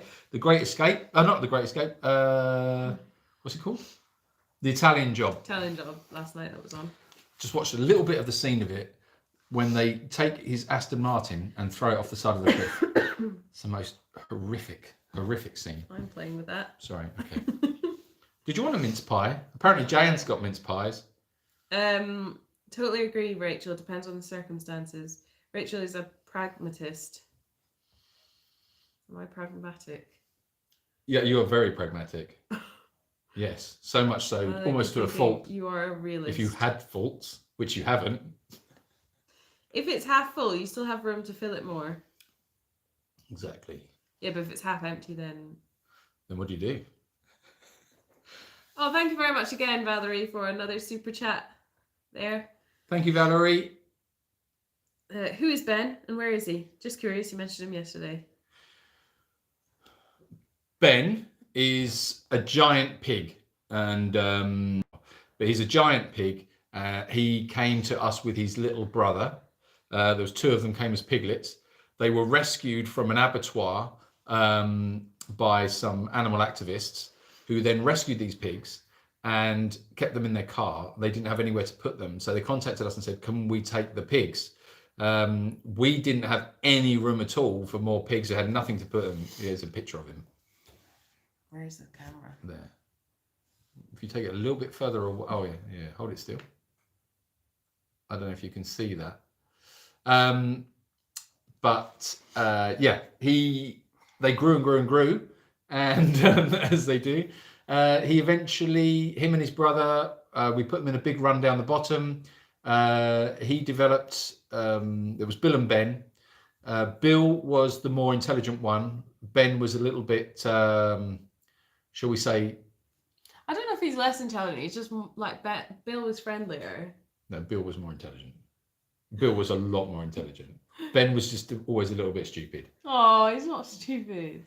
He's a little bit. He's not. He's clever. You tell him to go to bed, he knows how to go to bed. He knows how to go to bed. Yes, he knows how to get food. Well, they're all about food anyway. That's not focusing. No, it's a bit white. Yes, so I hope that answers your question. But anyway, yeah, his brother, Bill, unfortunately developed complications a couple of years ago. We couldn't find anybody to treat him. Just nobody. Everyone just said, put him down, put him down, put him down. Obviously, we didn't want to just give up on him. In the end, I spoke to the leading professor of pigs, basically, in the UK. And I spoke to him about him. He told him the symptoms, told him that. I said, what can we do? We must be able to do something. And even he said to me, he said, Julian, you probably know more than I do regarding the treatment of an individual pig. He said, we are only interested in treating herds. If the herd has a problem, this is how we treat it. We don't treat individuals. He said, and all I can say to you is you've got to put him to sleep, which we just didn't want to accept. And because it was just a question of no one could treat him. So then we were advised to take him to an exotic animal vet specialist. We took him there, and that was the wrong place to take him because they didn't know what they were doing, but they just wanted the business. But we were on their case all the time. In the end, we delivered him to. We took him out of there after 2 days there, and then we took him to another one, a horse hospital that had all the scanning equipment, a little bit like we had with Alfie. But by that time, we had lost a lot of valuable time. And unfortunately, that evening, when we got him to the hospital, he died that evening. And absolutely just broke our hearts completely. And that is the story of Bill and Ben. And then Ben obviously remained, but Ben and Bill were very, very connected. They'd obviously grown up together. Ben went into a deep depression, and he stayed in that deep depression for a good long time. And then we had a young lady come here, and she volunteered, and she spent a whole week with Ben reading him stories. And at the end of that week, Ben was pulled out of his depression, and he was a completely different pig by the end of it. It was amazing. And now Ben lives on his own. He lives at the bottom of the sanctuary. He's a very, very happy little pig, big pig. He's got his own little mud bath, which is more like a swimming pool. In the summer months, he just lays in that all day. He just sort of sleeps a lot, wanders around a lot. He's suffering badly from arthritis at the moment because he's so big. Pigs of that type don't normally live beyond 6 months. They're normally slaughtered at 6 months. Well, Ben must be 6 years old, 7 years old? 2015. Oh, 15, right, okay. So 6 years. Yeah, he's 6 years old, which you just don't see white pigs living that long normally. So I don't know if any of you follow Esther the Wonder Pig. He's a bit like that. He's just this big, lumpy, big pig. He's beautiful. He's absolutely beautiful. But just because where he is, there's no coverage on the internet, so we can very rarely get any live of him. So, but have a look on our Insta. You'll see some pictures of him and videos of him on there. Crafty Mrs. says, I didn't get to watch on Christmas Day. But I watched it after I came home from my daughter's, and I was in absolute stitches watching Steve walk off with a bag of carrots. That was funny. Day. Been watching Arvin on YouTube about atoms and quantum and all that stuff. He explains in simple terms I can understand. Makes one think about what we're really made of. Interesting. Oh, look at that. I love things like that. You'll get into that. Oh, yeah, definitely. I was watching today, briefly, before I had jumped in the shower, was about the ancient building techniques before the Aztecs. Very interesting, actually, using the sun and superheated material to melt rocks to build them.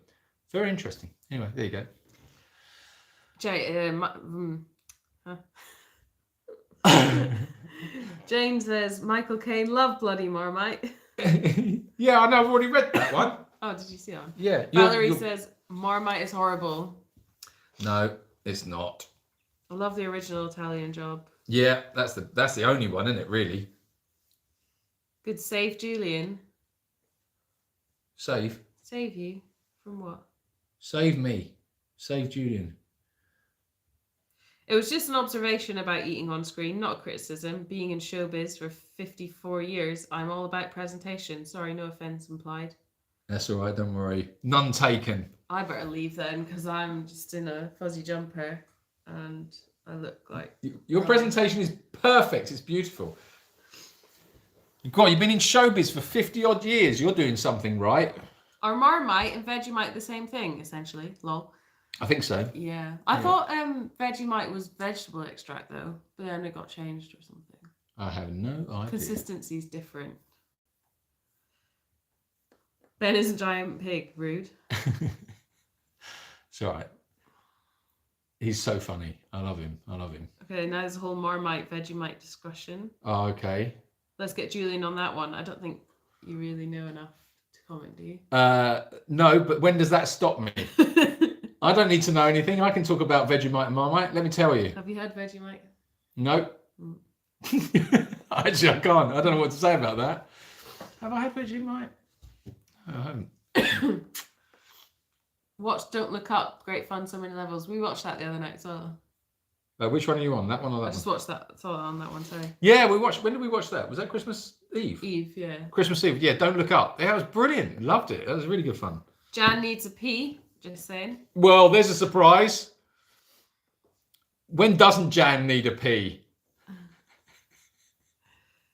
They do eat politely, nicely. They are comfortable. I think it's cool. Well, I think we just feel like you guys are just like our friends and that we're just hanging out. Yes. It's going to get obviously, worse. if we were like doing a show at the Palladium or something, we wouldn't eat dinner there. Do you think we could take this to the Palladium? I wonder if we could. I wonder if it would work. I don't know. Live at the Apollo. Julian and Rachel live at the Apollo. Just be sitting there with my chili. I don't know, morning, evening, even. I have heard that pigs are as smart as dogs. Is this true? They're smarter than dogs. They're allegedly as smart as a 3-year-old child. But I reckon they're smarter than that. What, smarter than a 3-year-old child? Yeah. Well, they can recognize their names. They can do tricks. Not only tricks, but they can do complicated, or not. Well, not for us. It's not complicated, but they can for an animal. They can do complicated, like brain solving. Problem solving. Problem solving. That's what. Not brain solving. Brain solving. Solve your brain. To solve your brain. Yeah. They've got problem solving skills. They're interesting. Ben is obviously happy and enjoying life to live that long. Oh yeah, he's loving it. You should. I put some more straw in for him the other night, and I just absolutely overloaded. In fact, I completely miscalculated how much straw I'd put in, so I completely overdid him with straw. And in the end, he was laying outside his house eating, which is unlike him because he's always eating. And what I did was I just piled the straw up on top of him. So I buried him in the straw. So all he had was his little snout sticking out the front of this big pile of straw, eating his food. And that was him done. It was amazing. He loves it. He's just quite a spoiled little piggy, really. Are you a Libra, Rachel? No, I'm not.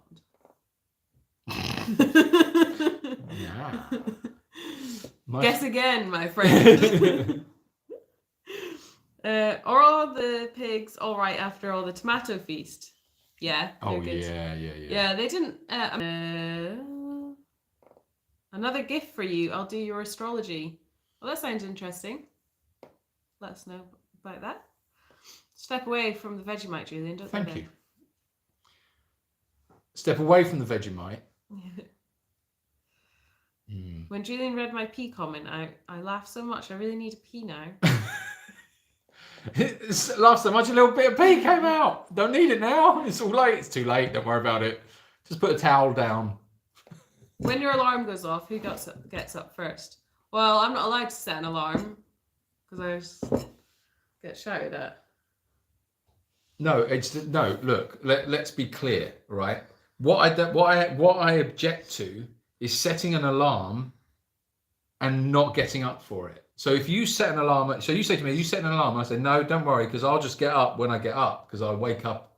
I'm normally awake at the same time every morning anyway, so I don't need an alarm. But you say, oh no, I want to have an alarm. So then you set an alarm. You set it for earlier than when I naturally wake up, so it disturbs my sleep pattern. And what do? You don't get up.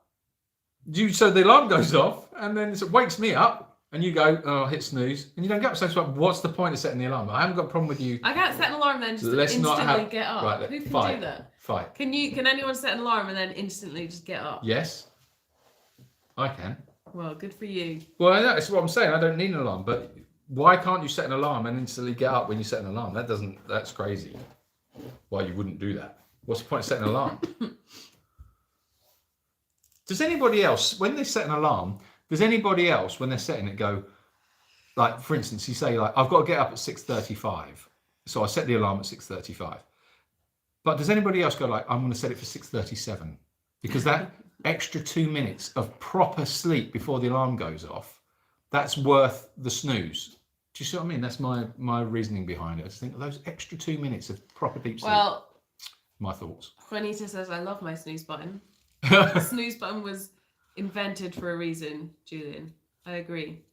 I like it because you go, like, I don't really need to get up right now. I really need to get up in about 15 minutes. So I hit snooze, I get another 15 minutes of sleep, and that's like a great feeling. Yeah, but why not just set your alarm for 15 minutes because later? It like prepares you. You're like, okay, so I'll just go back to like a light sleep. I know I've got to get up soon. No, I'm sorry. I completely disagree with you on this. I think the snooze button is the work of the devil. Val is asking, are you familiar with Mr. Ballin? Mr. Ballin? Yeah, we watched him today. Yeah, we watched him today. We watched the one of the 2 green buildings. I think it's his latest one he's put up. Yeah, he's put up a day ago. Oh my goodness me. He finds some scary things on there, doesn't he? But he's so good. Love Mr. Ballin. Love it. More organised trees, please. It's snowing here in Washington State, and we miss the sun. More organised trees? Orange trees. Oh! I had this vision of going, can we have some more organised trees? All you trees! Everybody in a line. Everyone get organised. Organised? Organised. Yes. Valerie says, my 3-year-old is a terrorist. Ah. Your 3-year-old? Do you mean terrorist? Do you mean terrorist or therapist? I probably can't say that word on here. Oh, a 3-year-old? I love when you had the pig sit for you. Yeah. It was Polly. Polly. She's clever. She's one clever pig. Very motivated for food. I think she'd do anything. I reckon you could say to her, you get this tomato if you fly the jumbo jet. She would fly it. Or you said to her... She's so yeah, food oriented. Polly, build a new run for the horses and then you can have a tomato. She'd be out there with a hammer. She would be setting the whole thing up. She'd be out there. She'd organise all the other pigs. She's incredible pig. She's lovely. She loves a cuddle, but she stinks. She smells so bad. Leslie says, I think what you do is great. Can I come and live with you? I love animals and I'm a good cook. I do great things with vegetables. From Devon. From Devon. Well, sounds like a plan. The tyranny of the alarm. It is tyranny. It is alarm. Horrible. Mm. I love Marmite. Not a little bit, but a lot. Going to have some. I'm sat in bed before I go to sleep. And sorry about the last message. Speak text. Oh, okay. Oh, was that about orange trees? I didn't know No. that was. What are the keepsakes behind you?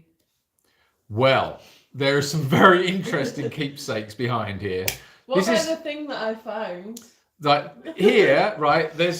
You must know about this, right? Because in this cupboard in here, there's one shelf, and it's Rachel went through a period of time of just bringing me things that she had found, and they're very interesting. I mean, I'm not saying they weren't interesting, but I kept them. Obviously, we've got some very interesting things. So I think the first thing I would like to share with you is. Let's see if I can open it without crashing it. So the first thing I'd like to share with you is this rather delightful statue that was prepared for me. Hold on a minute. Hold up. Right. Okay, it's this one. Which is a handmade Best Dad award, which came from Megan. And I think she would be delighted to know that I'm sharing that with you, that you can see her handiwork. Because I think this was made, there's no date on it. Jan says, now we're on Antiques Roadshow. Antiques Roadshow. This is, what do you think this is worth? What do you think this is worth? You know, do you think we should take it to auction? Or, I mean, what do you think? This is gold gilded, made out of mud, I think. But just very, very precious. I think you would be looking at, I think in auction today, at least $3. I think at least $3, maybe $3.50. I think something like that. So one to think about. It's a family heirloom, that one. Some of the other great things that Rachel has found in here. I think you'll like this one. Now, how weird. Rachel found that in the field. Now, where did you find that? Behind the goat run. That was behind the goat run. How weird is that? How strange. Again, this dates back. Of? Is it made of? What is it made of resin or something? No, it's not resin. That's clay. That's clay. Yeah, it's from. That's an ancient Roman. That's a Roman horse that's been made, because obviously there's a lot of Roman antiques around here. It's either ancient Roman or. That might be worth something. Or it might be modern China. I think it might be modern China, actually. I think it's Chinese plastic, but... It doesn't have a Chinese stamp on it. It hasn't got a lot on it, has it, really? I don't know. But it's a wonderful, wonderful find. It looks like it had a pull and it was on something. Yeah, it's probably something like that. So there's a couple of the keepsakes in here, but there's all sorts of random things. If anybody would like to tell us what this is... This was another great find of Rachel's. This is how Rachel shows her love for me. She just brings me these weird knickknacks. What is it? And she just says, "Oh, I've got something for you." And I say, "Oh, what have you got for me?" I got your present. And then she rummages around in her pocket, pulls out all the animal feed and stuff and bits of dust and stuff. And she hands me this. And I'm like, "What? Well, what is it? Is it an old hearing thing? I mean, I don't know. What? Speak up! I can't hear you. I don't know. What is that? What is that? Where does it come from? God only knows. Anyway, what else we got? You got that key? Yeah, this was a particularly interesting one. This is another Rachel gift, which is the gift that keeps on giving. It's an very old key. Now, I would say that is a really old key. Okay, the television's just come on its own. Oh, it's the key to the TV. It's the key. There's some very strange things. Yeah, so if anybody can Abandoned 17th century fairy tale castle. Yes, in France. That's what the key's for then. Oh, that's what this is for. It's an old castle key that was found in the sanctuary.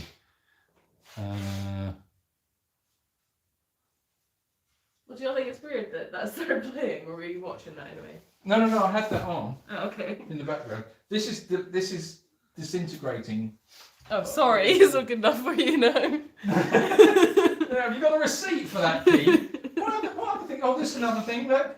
Aren't you glad you asked, Odine? Yeah, Odine. There you go. Look, there's a padlock. There's a lovely old padlock again. That was a nice one. Oh, I can go on forever. They've got so much stuff in here that Rachel has found. Just interesting things, really. And then moving on to other things. What else? Found in the field. Looks like an old Roman pot or something. Actually, I think that could be old Roman, actually. Because there's a lot of old Roman artifacts in this part of the world. So that probably is something like that. Very interesting. And, Jasmine says, I'm back and you're still here. Yes, we are. And just to finish it off, a mosaic from the swimming pool. From a swimming pool. I mean,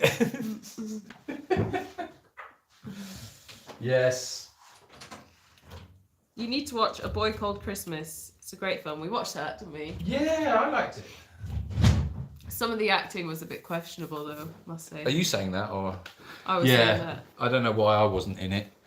I would have been much better. The little boy at times. I could have played the little boy better than that. Snooze. In fact, I should have played all of the characters. There was one character and there was an old woman, and she was really like creepy and cackly. I wanted to play that one as well. I want to play the old woman and the old boy and the little boy. Anyway, snooze button was invented for a reason. Yeah, we said this. I agree. I hate alarms, but saying that, if I need to get up, I instantly get up, or I'm never getting up. I love the snooze button. No, I understand. Same situation here. I get up, and my other half has the alarm on snooze every 10 minutes. Ah. Every 10. I'm sorry. That's that's leading to therapy. That is. You can't do that. That's outrageous. Snooze is the best. No, you snooze, you lose. Remember, they say that for a reason. Valerie says many people throw the clock out the window.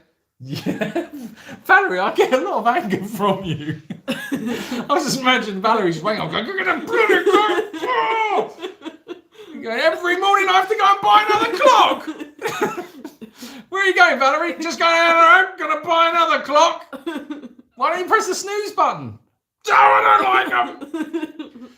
I'm with you, Valerie. I've got loads. I'm the best customer in the clock shop. Just me says, I set an alarm 15 minutes early just to be sure I'm awake enough to hear the proper alarm, then a reminder alarm 15 minutes after that.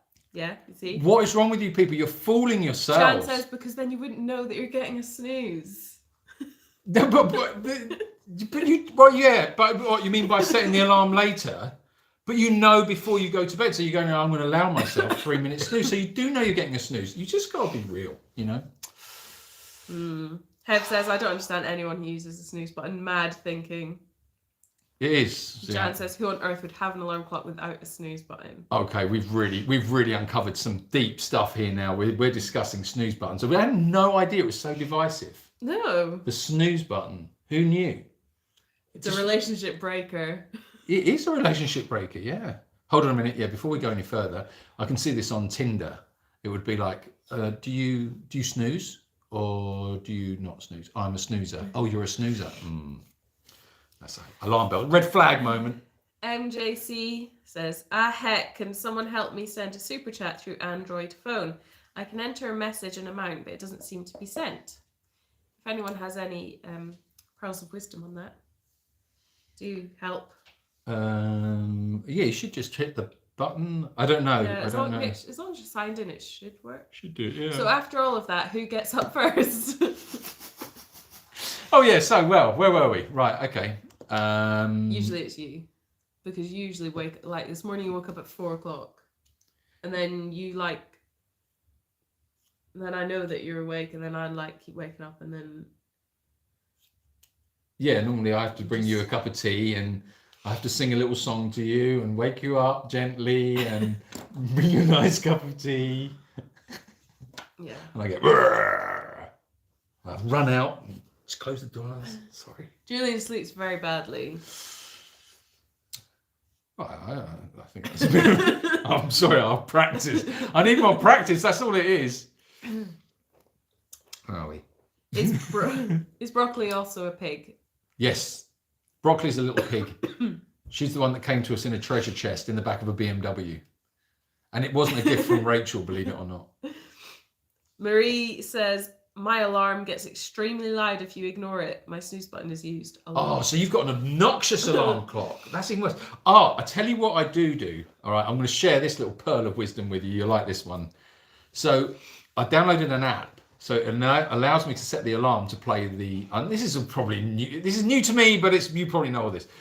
So, yeah, so I've got the app that plays a particular song to wake me up to. And I wake up to Elvis Presley. What's it? Burning Love. Because I just love that song. But waking up to Burning Love in the morning, that sounds like you've got a disease, doesn't it? Well, doctor, I've been suffering from burning love. Yeah, okay. You're getting up too early. I think, dip it in water, it'll be fine. Oh, stop it. That's disgusting. Anyway, where were we? Right. Set Burning Love on. I set that as an alarm, and that's the business. Turn it up, And to wake up to that opening, the beginning of that song, it's like, sets me up for the day. I'm ready to go. I'm out of the bed. I'm dancing. Let's get a cup of tea on the go. Let's hit it. There you go. That's just my idea anyway. Janet says, got up at 5 a.m. for over 25 years to do my horse before work. Horse has been gone 10 years and still wake up at 5 a.m. Oh. Yeah, that's not such a good legacy, is it? But yeah, that's what it is. I think we just train our brains, don't we? And that's it. We're up, ready to go, rock and roll. Jan says, stop making me laugh. This could get very messy. Jan's going. She's going. Give her a little squeeze. Just a little squeeze. Brenda's asking, how far is the sanctuary from the area where the floods were? I was concerned. The floods. There's a lot of floods, but I haven't heard of any bad ones this year. No, we had some terrible flooding in 2012. Was really bad, and in 2017. 2017 had bad floods, but we've got the river that runs through the sanctuary. So if we know that we've got big floods coming, then we move the animals away from that zone, and invariably that has helped. But yeah, we do have to be aware of it. If we do get heavy rains, we just have to keep an eye on that river. One year, 2012 was the worst, and it actually burst its banks and it came right up and it swallowed half the sanctuary. We had to that sounds terrible. We had to open the gates to the pig runs and let the pig just be free, because that was the only chance they were going to have, because if they stayed in their runs they would have drowned. And we only lost, surprisingly, I think we only lost one big pig in that flood, and all of the others they disappeared for about 2 days, and then one by one they all came back to the sanctuary. They'd all been washed away and they all made their way back to the sanctuary, which was lovely. But yeah, we have to be a little bit careful of that. Does that answer the question, or have I just rabbed it on again? Probably. So in short, no.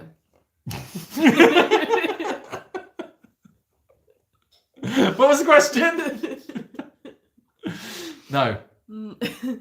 Crafty Mrs. says, Julian, we can't all be perfect, we can't all just jump up and be awake and that's it. Leave Rachel alone. Rachel, I like my sleep as well. Thanks, we've got things to do, we've got things to do. Yeah, but the thing is, you get up early and then you just sit and watch TV. So if you're getting up, then go and do something. I can't go and do work in the dark. It's too dark. Well, do work on your computer or do some tidying up or I something. do. I did all my accounts the other day. It was like 4:30 in the morning. How good was that? And then by 7 o'clock... Yeah, but you didn't do anything this morning, did you? You were up since 4. No, I was weird this morning. You were weird this morning. The alarm on Alexa, when it goes off, all you can hear is me shouting, Alexa, stop. It's brilliant. How lovely from your daughter. How old is she now? Well, she's 23 now. And I think she made that for me last year. So she's really nice. Valerie says, many things that look like junk turn out to be very valuable. Yes. Yeah, absolutely. Thank you, Denise Moon, for your super chat. Oh, thank you, Denise. You are too cute. Loved your birthday video. Your kids are adorable. Oh, thank you. They're not, but thank you. Is it a trumpet? It looks like a trumpet mouthpiece. Ah, yeah. No, I don't think it's trumpet. And it's definitely not a trumpet. It's... I don't know what it is. I have no idea what it is. I think it's come from an engine or something. Ancient Roman, late 20th century Greek with influences of modern 40s vibe. Yes. But what's the real deal? We need to ask Dickinson's real deal for that. To our American, you won't know what that is, will you? You don't get Dickinson's real deal. No. The ghost from the key turned on the TV. It's the key to turning the telly on. It's the key to your life. So much fun to find unusual things. Any ghosts around lately?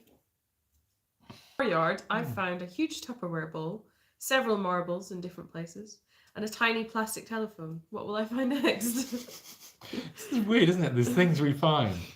Or you find.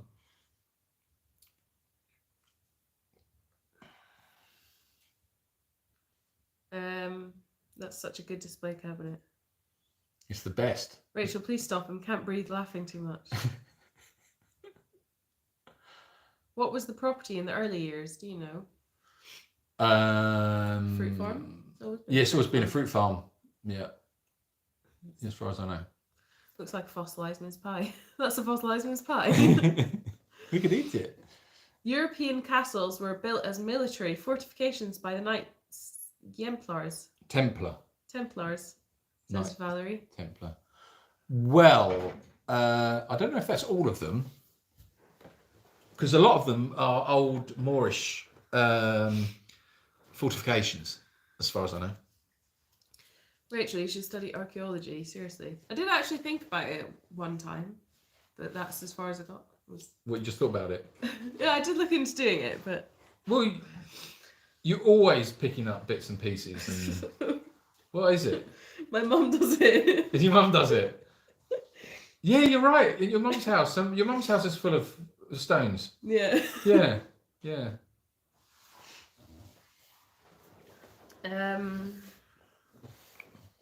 Your TV came on its own. Any other spooky things happened lately? Love Rachel's presents for you.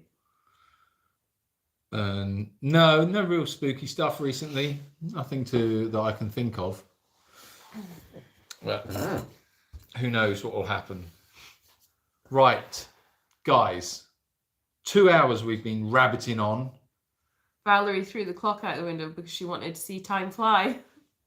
You're really far behind on the comments. You are. No, I'm not. Hang on, I need to catch up. Okay, catch up.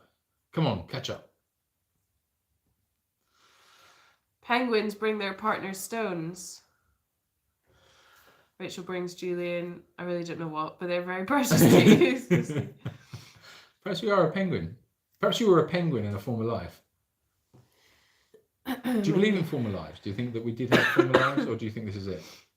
You're a pragmatist. This is it, isn't it? No. Okay. The snooze button isn't a deal breaker. Hanging the toilet roll the wrong way is. And how do they cut their sandwiches in half or diagonally? Toilet roll hanging, I don't understand that. What, you mean the other way? Well, whether it goes from the back or from the front. You don't care? No. Why would anybody care? But people do, don't they? But why?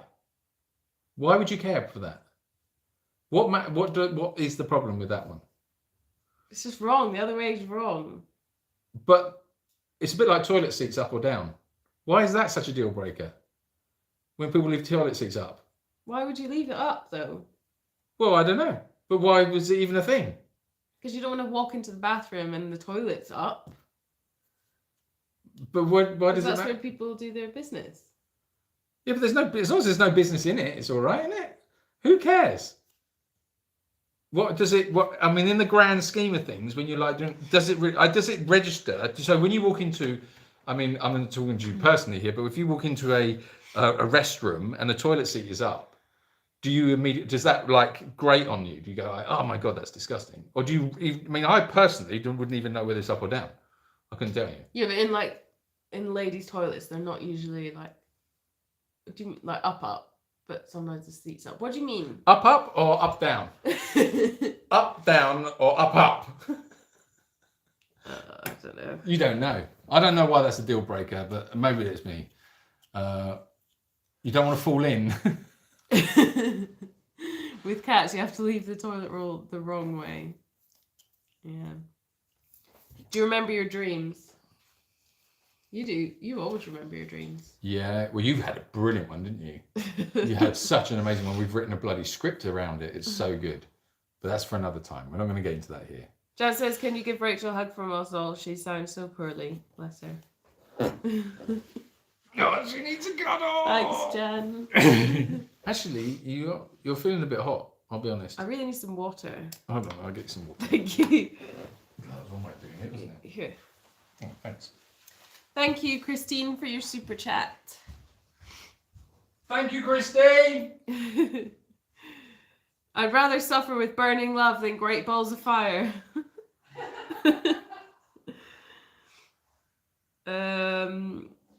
Thank you very much, Phyllis, for your super chat. Thank you, Phyllis. How long does it take to feed all the animals? Forever. Well, it depends who's doing it. If I'm doing it, it doesn't take that long, actually. But when Rachel's involved, it always takes a bit longer. In fact, when Rachel's involved, it can take hours. And that is no exaggeration. Don't even get me started. You're like, just there you go, just have your food, shut up.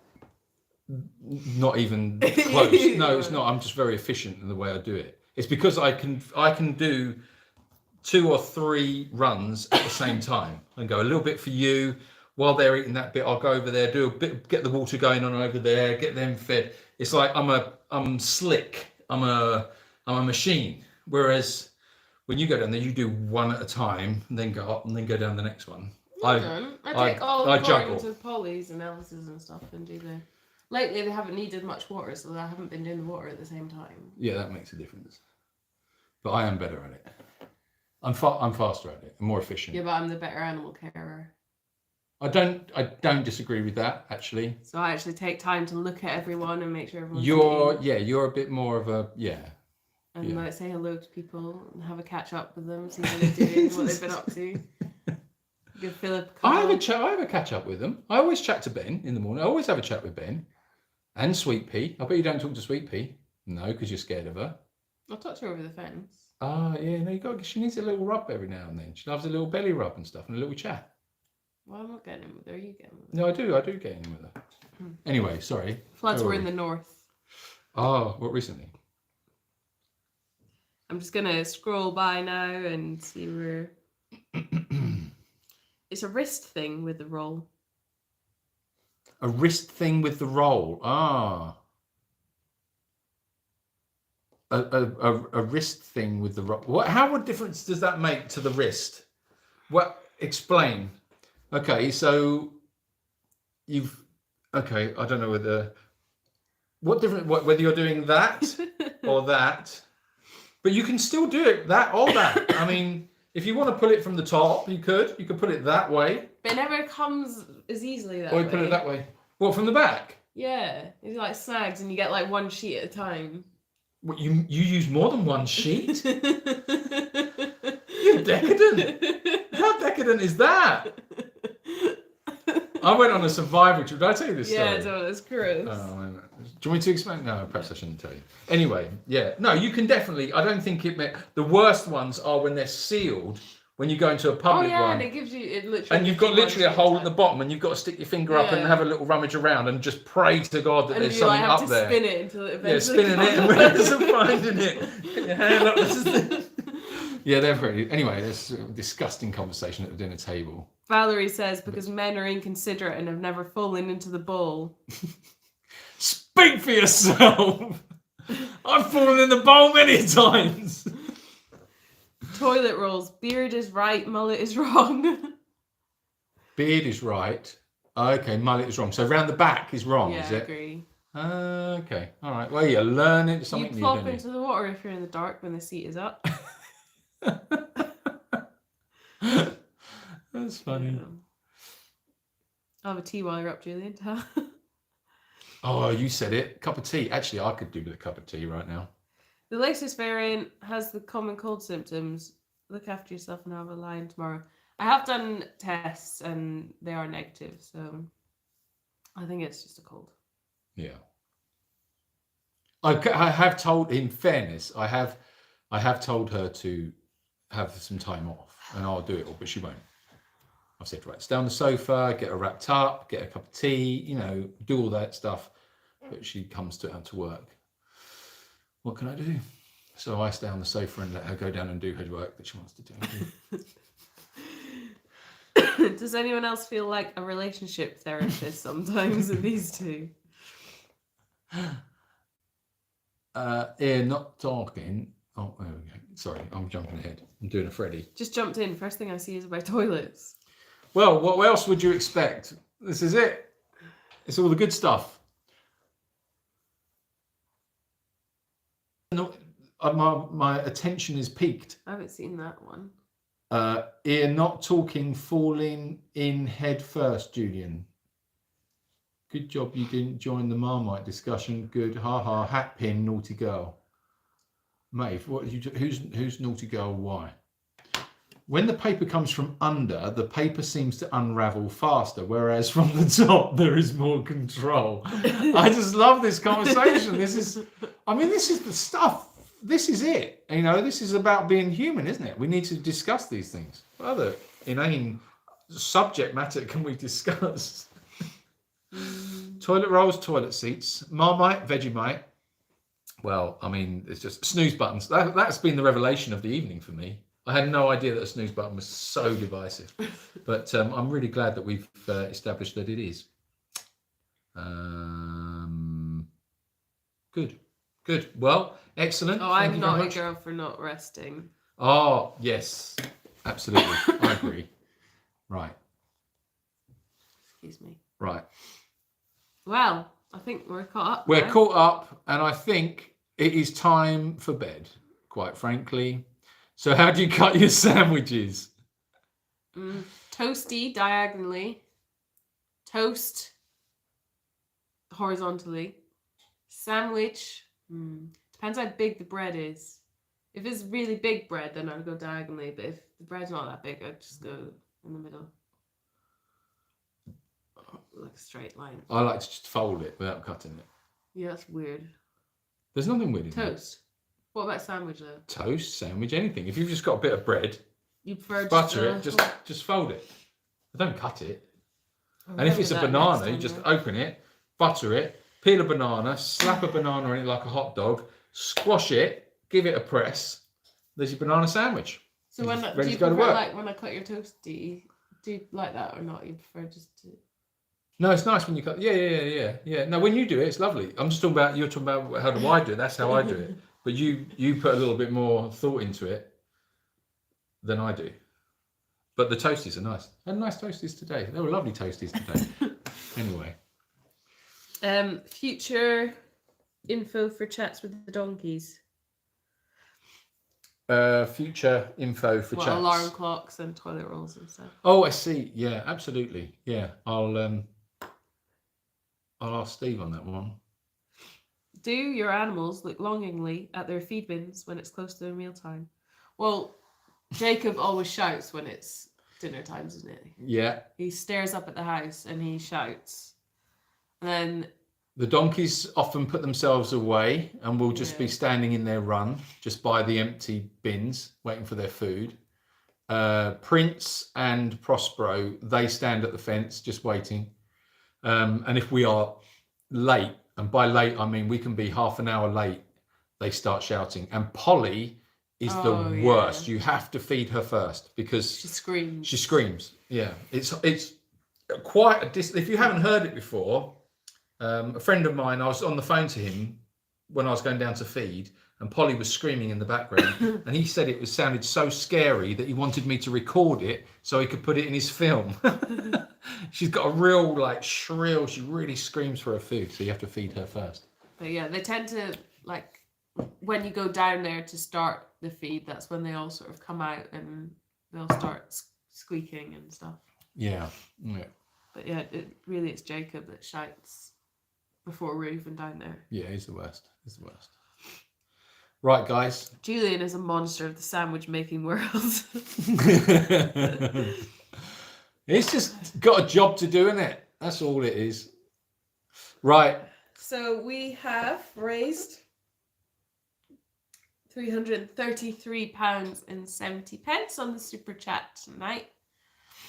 Thank you very much, everyone. Thank you so much for that. It's so generous of you, and we really do appreciate that support. It goes a very long way, I can assure you. And with the current situation with the cost of all feed, I don't know if you've noticed it where you are in the world, but prices of everything are going up, and they're going up fast. And we've noticed it with basic, cost of cereals, cost of animal feed is it's accelerating at quite a scary rate, actually.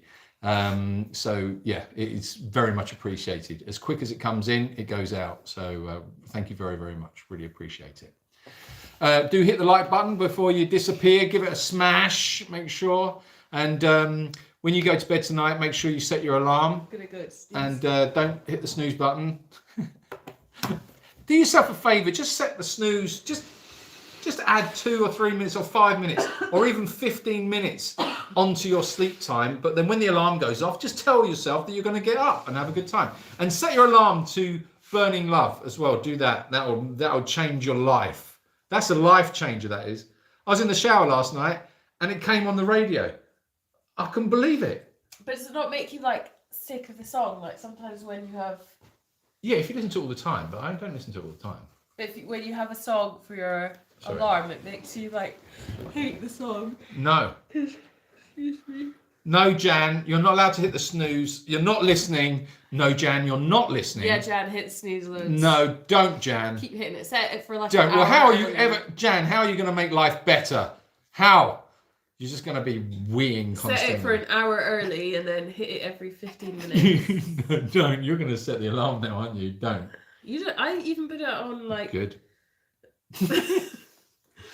Suspicious Minds. That's another great open. It's the opening, isn't it? That's what you need. You just need that opening. But yeah, I love it. Right. Goodbye. Cheerio. Thank you. Enjoy what you're doing, whatever you're doing, wherever you are. Happy Boxing Day. I can't believe it's still Christmas. I cannot believe. It's not butter. I cannot believe it's not butter. Can you? Good night, everybody. Love you all so much. Thank you, Sherry. Thanks, guys.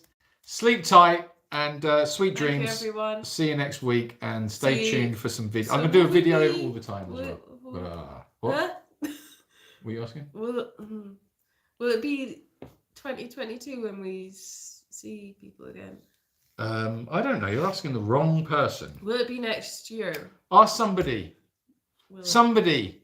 Will it be next year? Will it be next year when we see you next Sunday, or will it be? See you next Sunday. Will it be?